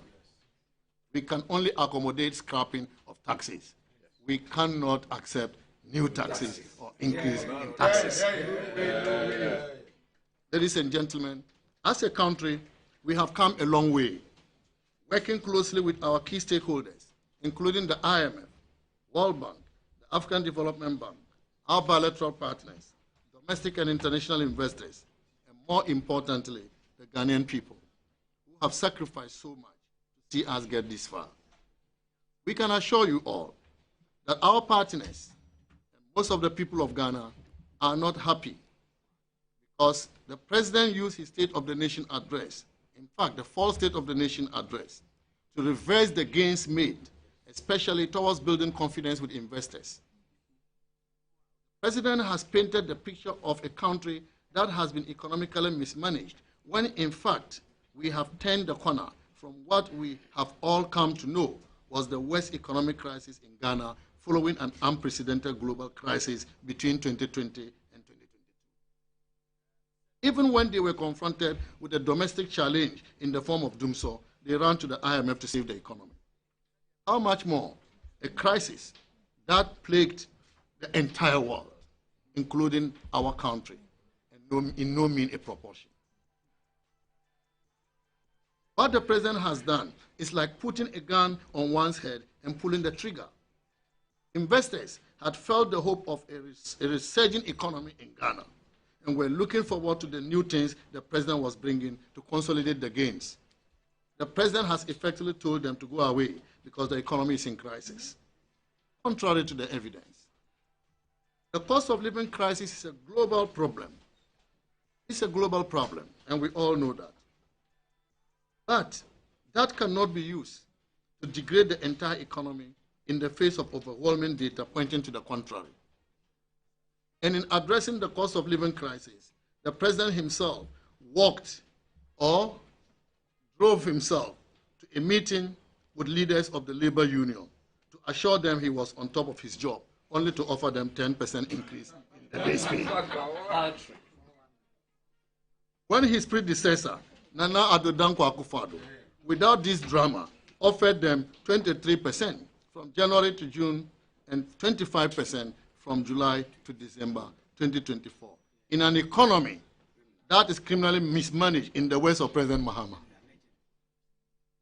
He also touted his economic struggle around the 24-hour economy to deliver jobs to the youth. However, the only area he mentioned was in the processing of passports, not even the incentives to industries that would create sustainable jobs. Does the president think that many Ghanaians will want to run out of the country because they know his poor record on job creation and are preparing to run out of the country as a result of which they need 24-hour issuance of passports? Ladies and gentlemen, let no one be surprised at the blame game by His Excellency the President. It is not new.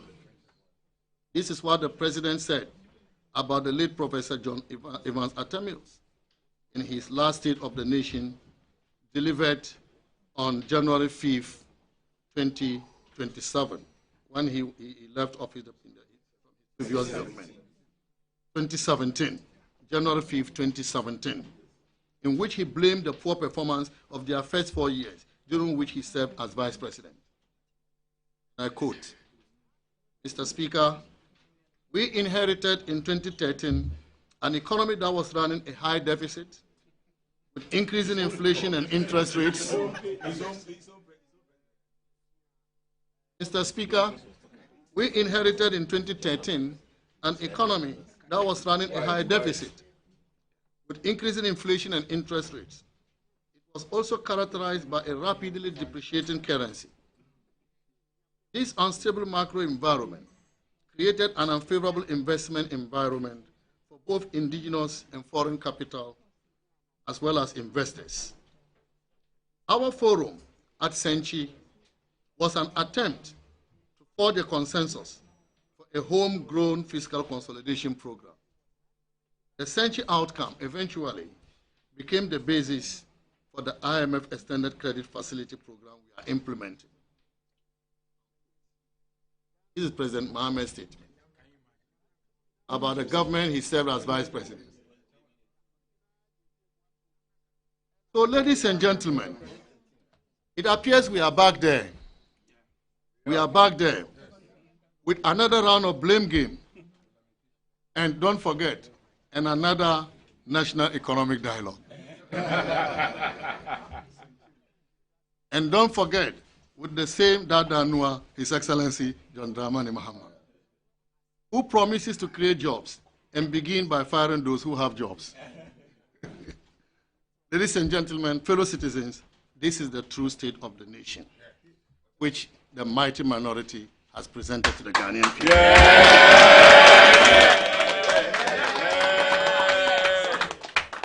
May the Almighty God bless our nation and make her great and strong. And thank you very much, fellow citizens. So, ladies and gentlemen of the press, that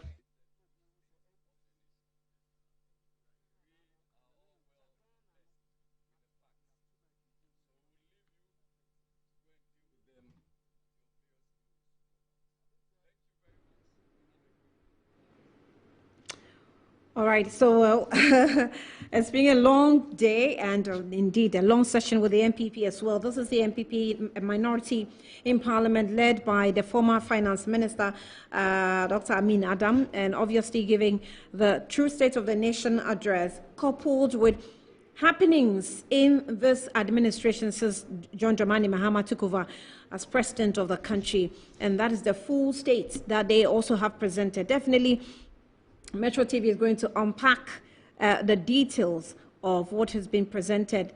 Also, not forgetting what just happened at the conference center, which is the National Economic Forum that's currently ongoing with some 6 thematic areas that's been led by various different groups of people who are leading the different sectors. So we have a full Monday with a lot of things happening within the day. But our time is fast spent. We've gone over almost an hour. So we'll have to wrap up here with Good Afternoon Ghana. It's been a full package and a lot of issues happening. And tomorrow we'll come your way again with Good Afternoon Ghana as we continue to unpack, analyze, and deliberate on the issues that have been thrown out there. My name is Ania Fompofo. This has been Good Afternoon Ghana. Thanks for watching.